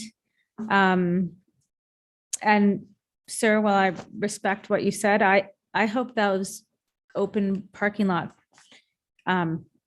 go away at sometime soon. So I don't think a suburban office park belongs in our downtown. And the 11th Street Bikeway and the Pioneer Path, which is just on the other side of Ash, will continue to allow great access for everyone to the green belt. So I think this is a great design, and I'm very excited to vote for it. Any other questions? Motion? Mr. Chair, Yes. I move that we approve DRH 23-00030 as recommended in the findings of fact, conclusions of law, and the recommended conditions of approval noted in the project report. Second. Moved and seconded. Any debate on that motion? Seeing none, I'll have you call the question or call a roll. Rodine, Aye. Aguilar, Aye. Zuckerman, Aye. Erstad, Aye. all in favor, motion carries. The last item on our agenda is DRH 23-00033. Modify the conditions of approval for a previously approved 26-story mixed-use building to allow early morning concrete pours during construction on property in a C5DD zone. Thank you, Mr. Chairman. I'm actually online for this one.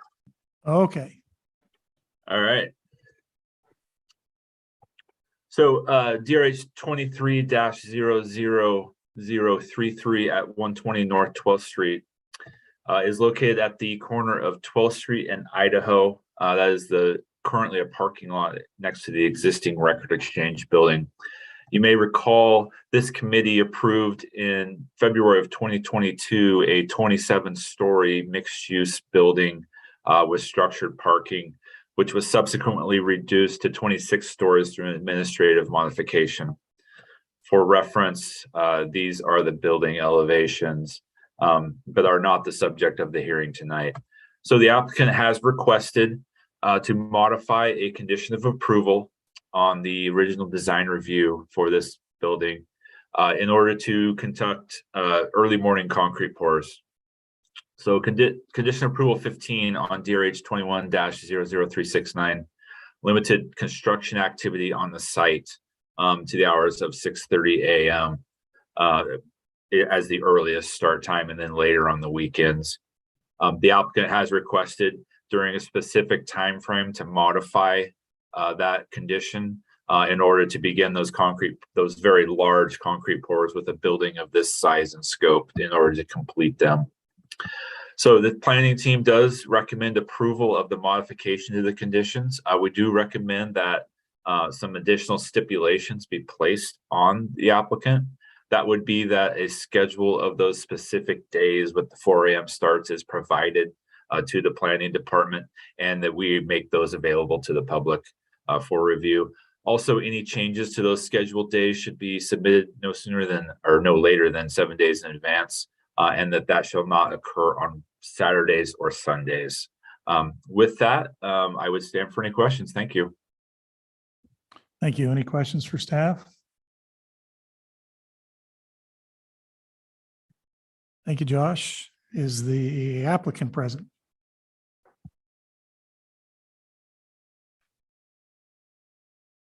Same thing, if you would say your name and address for the record.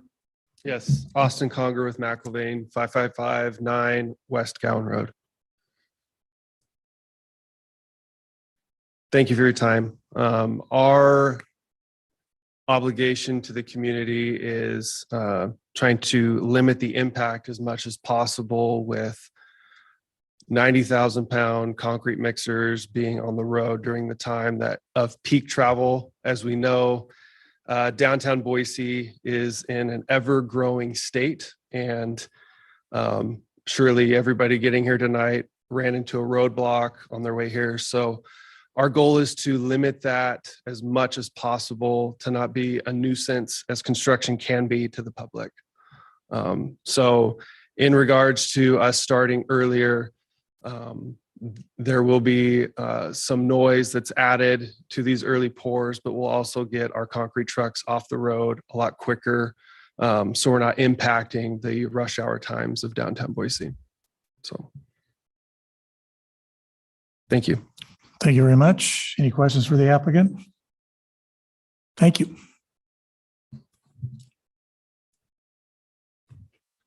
Same question. Is there anybody from the neighborhood association who would like to say anything? Seeing none, I have two people signed up on the list. John Marshall.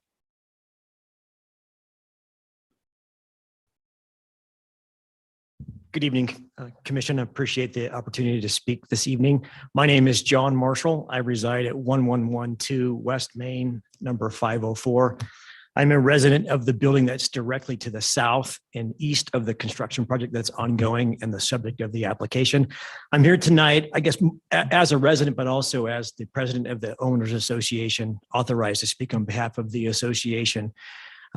Speaking in opposition to the application to change the conditions of approval.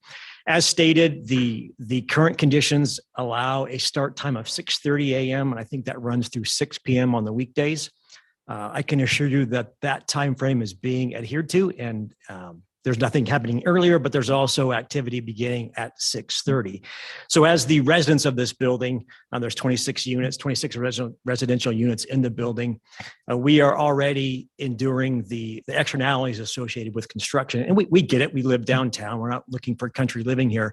But a 6:30 start time, we think, finds the appropriate balance between the existing residents adjacent to the construction project and the need to get the project built.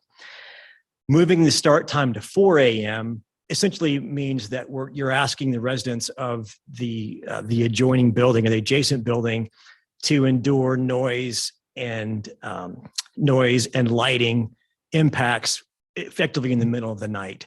And we think that's not an appropriate ask for the residents of this building. And the 6:30 time is appropriate. Well, maybe not as convenient as it could be to get the project done as quickly as the contractor likes. We think the 6:30 start time is appropriate, and a 4 o'clock start time with the associated noise and lighting is just asking too much and putting too much of an impact on the residents of the adjacent building. And as a result, we ask that the application be denied and the 6:30 start time that's already a condition of approval remain in place.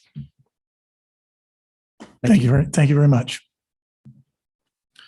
Also on my sign up list, I have Austin. I think your name was on there, so we'll disregard that. Okay. Is there anybody else present that would like to, or online that would like to testify on this proposal? Seeing none, I'll ask you if you want to have a rebuttal to those comments.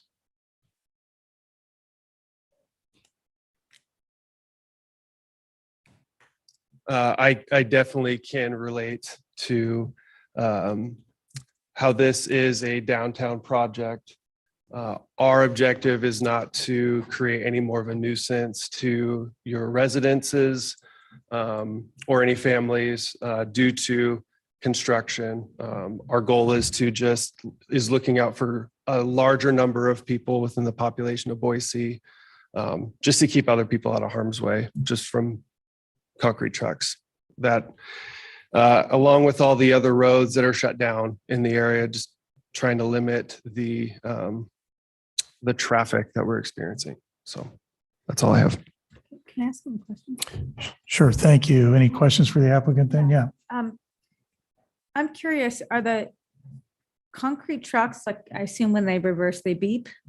Is that- They have a white noise backup alarm. So you don't hear it from a distance. It's very quiet. And is that, so, Mr. Chairman? Sure. Okay. Is the noise of the concrete truck, I'm not sure how you could possibly know this. Josh, maybe you would know this. Is it similar to the decibel level of the noise generated from the Neuralex? So I feel like that's sort of what the building next door has to deal with regularly. But I don't know what the construction sounds like. Mr. Chair. Josh, do you want to pitch in on that since Yeah. you asked you the question? Yeah, Mr. Chairman, Committee Member Zuckerman, I don't have data about what that noise level from the Neuralex would be compared to a construction activity. So I couldn't really speak to that. Thank you. Yes. How many trucks are we expecting per pour? So our larger pours are around 600 yards. So that'll be 60 trucks. And our goal is to be pouring. So we've got 6 trucks coming to the job site every hour till we're done. And how frequent are pour days? Early on, they'll be about every 14 days. And then as we get into the tower, we'll be on a 6-day cycle until we're done. So essentially once a week. Yes. So is it essentially a full work day to get through a 1 day's pour? Yes, sir.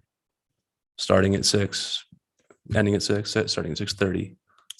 Starting at 4. Yes. Starting at 4 and ending at 6. Yes. Mr. Chair, Yes. but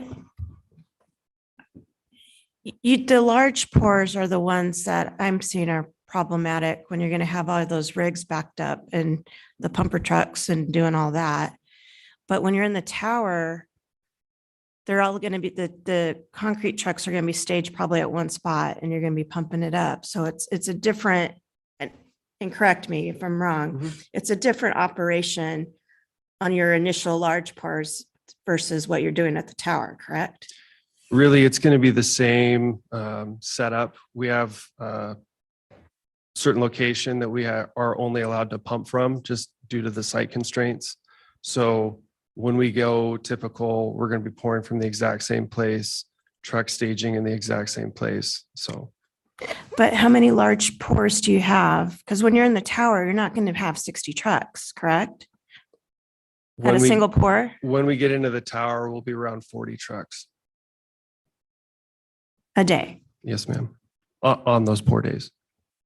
One pour day. So on your schedule right now, how many pour days are you looking at, assuming you got good weather and don't have any unforeseen conditions? It's construction. We never have I unforeseen understand, conditions. but what do you have planned right now? 34. Over a year period? Yes, ma'am.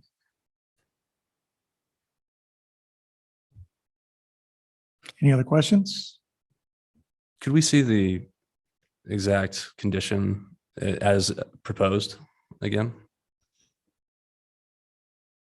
See, clarify. The condition that is proposed to be amended for, yep, there we go.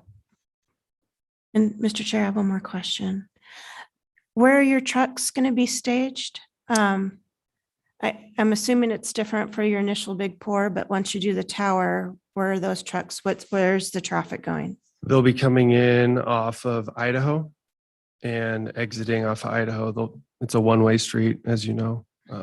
So that's how they'll be entering, pulling into the job site, and then backing up and exiting the job site, heading down Idaho Street. For all the pours? Yes, ma'am. Mr. Chair. Yes. So if the hours are stay at 6:30 to 6 p.m., will you have more pour days because you'll have fewer hours to work within the pour days? There's a high potential for that.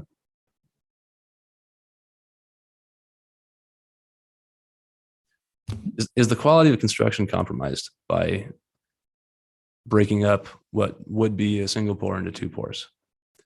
With the current design of the building, it's all designed as a single pour. So there'd be significant added costs to essentially adding more pours to the project. Any other questions? Thank you very much. Yes, thank you. With that, I'll close the public portion of the hearing and turn it over to the commissioners for debate. Mr. Chair? Yes. Yeah,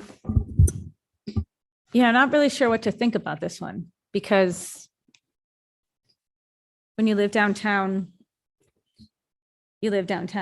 and there's, construction makes noise and takes a long time. And we as a city are growing taller, which means more intricate construction. I feel for the residents of downtown because I'd like to see more residents downtown, and they already have to deal with the Neurolux and everything else, that the rebuilding of 11th Street and all of that.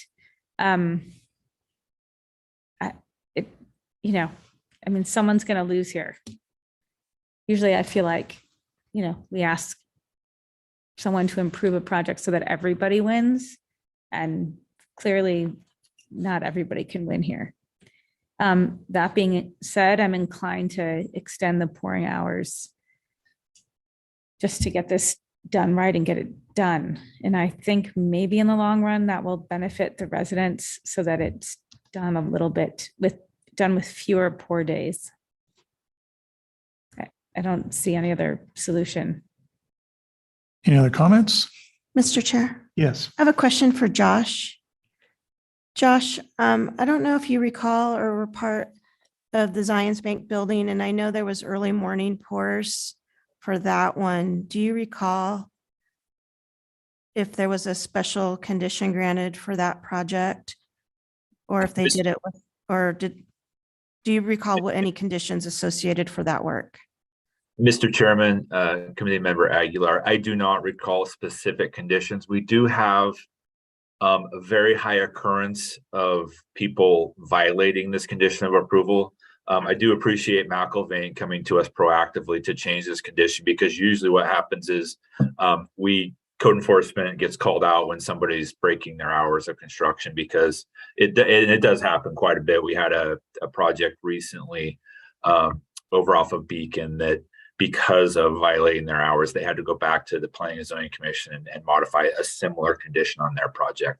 So I'm not familiar with one on the Zion Bank project specifically, but it could have just been that they did it, if that was the case, and just didn't get called on it. Thank you. Mr. Chair. Yes. I want to point out that this modified condition does not remove the 6:30 start date on all days. It is strictly for concrete pouring activities. I know that might be cold comfort to a neighbor, but I think the fact stands that this is changing roughly a seventh of the days of this overall project to a newer start, an earlier start time, and not all of the days to a 4 a.m. start time. So with that, I am ready to make a motion, which would be that I recommend, or I move to approve DRH 23-00033 with the amended condition of approval. Second. It's been moved and seconded. Any discussion on that motion? Mr. Chair. Yes. I don't disagree, but my other concern is I believe McIlvain needs to provide a schedule, and it needs to be published and available 7 days in advance. And just like what you said just a few minutes ago, unforeseen conditions, and if you need to cancel your pour, and I don't know if that's because of weather or material availability, and I'm afraid you might get stuck if you can't meet the noticing requirement, and it needs to be scheduled for the next day. And how do we keep everybody in the loop and communicate that we had unforeseen conditions? We need to push it out even 2 days, 4 days, and you don't have to wait 7 days to reschedule that pour, because losing 7 days on your schedule is a big deal. So I don't know if I'm overthinking this, but I think that's a legit concern for the contractor and the owner as well. Any other comments on the motion? Yes. I agree and share that concern. Can we amend it to say a 3-day notice? Would that, I don't know if 3 days does anything, but 7 days seems like it's, no one knows 7 days in advance what's going to happen, but maybe 2 or 3 days they would. And the residents would still then be notified. So I think you're making a request that the Motion be amended, yes.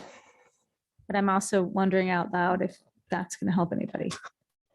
I have no issue with the motion being amended. I do wonder where the exact number of days originated. Was that with city, or was that proposed by McIlvain? Was the city? Okay. Then we request that of Josh, since we're not open to the public.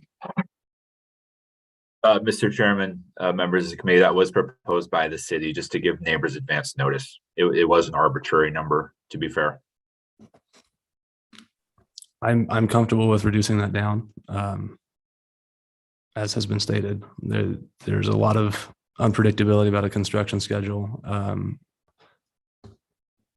I don't know that it's necessarily fair to ask McIlvain to frequently share their updated schedule, but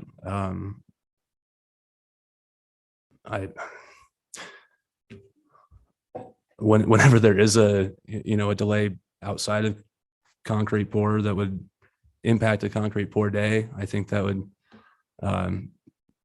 be worth notifying. And I also don't know where this is being posted. What is the manner in which this information becomes public? Question for you, Josh. Yeah, Mr. Chairman, Committee Member Erstad, there are techniques we've used in the past, certainly during the St. Luke's project. They had like 1 a.m. start times for many, many months. There was an email notification. There was a list people could sign up for. I think we could do something similar here, and I'd be happy to work with McIlvain to figure out the most efficient process to get that information out. Thank you. So we have a motion, and do you want to restate that motion to get it the way you want, or should we vote on the motion we've got? Mr. I'm Chair. up for further discussion. Yeah, I think this needs a little further discussion. I think we need to add an additional condition that perhaps McIlvain updates the stakeholders. Obviously, you do your 2-week schedule and your monthly schedule. And I think if you update the stakeholders on a monthly basis, so they know, okay, April, there's 2 pours planned or whatever. But then maybe we can say 3-day notice prior to the actual pour to send, okay, we're locked in for the 15th, like we told you on the 1st. Because I got to believe 3 days before your pour, you're watching the weather, you know where the mud's coming from or not coming from. You're going to have a good idea if that schedule's going to deviate. And so I think something like that, they need to provide a monthly schedule for the duration of the project while there's still concrete pours to be made. And then a second notification or additional notification 3 days prior to confirm that the pour is happening, if we are agreeable to expanding the hours. I'm good with all of those. So would you restate your motion the way you would like it? I almost feel like Committee Member Aguilar ought to do the motion. Let's see. I don't have the conditions in front of me. Do you have that printed? He just said the conditions. Okay. I'd like to make the motion to approve DRH 23-00033 as stated in the, with the conditions as stated, I don't have the notes in front of me, by the city, in addition to providing the stakeholders a monthly schedule for the duration of your project up until you're completed with your concrete pours.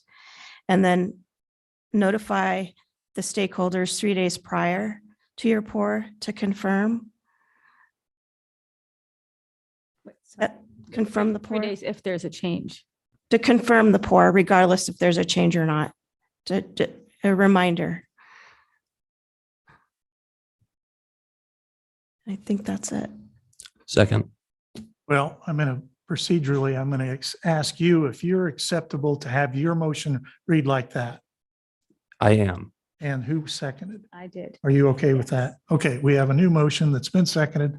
Any other discussion? Seeing none, call to question. Rudine, No. Aguilar, Aye.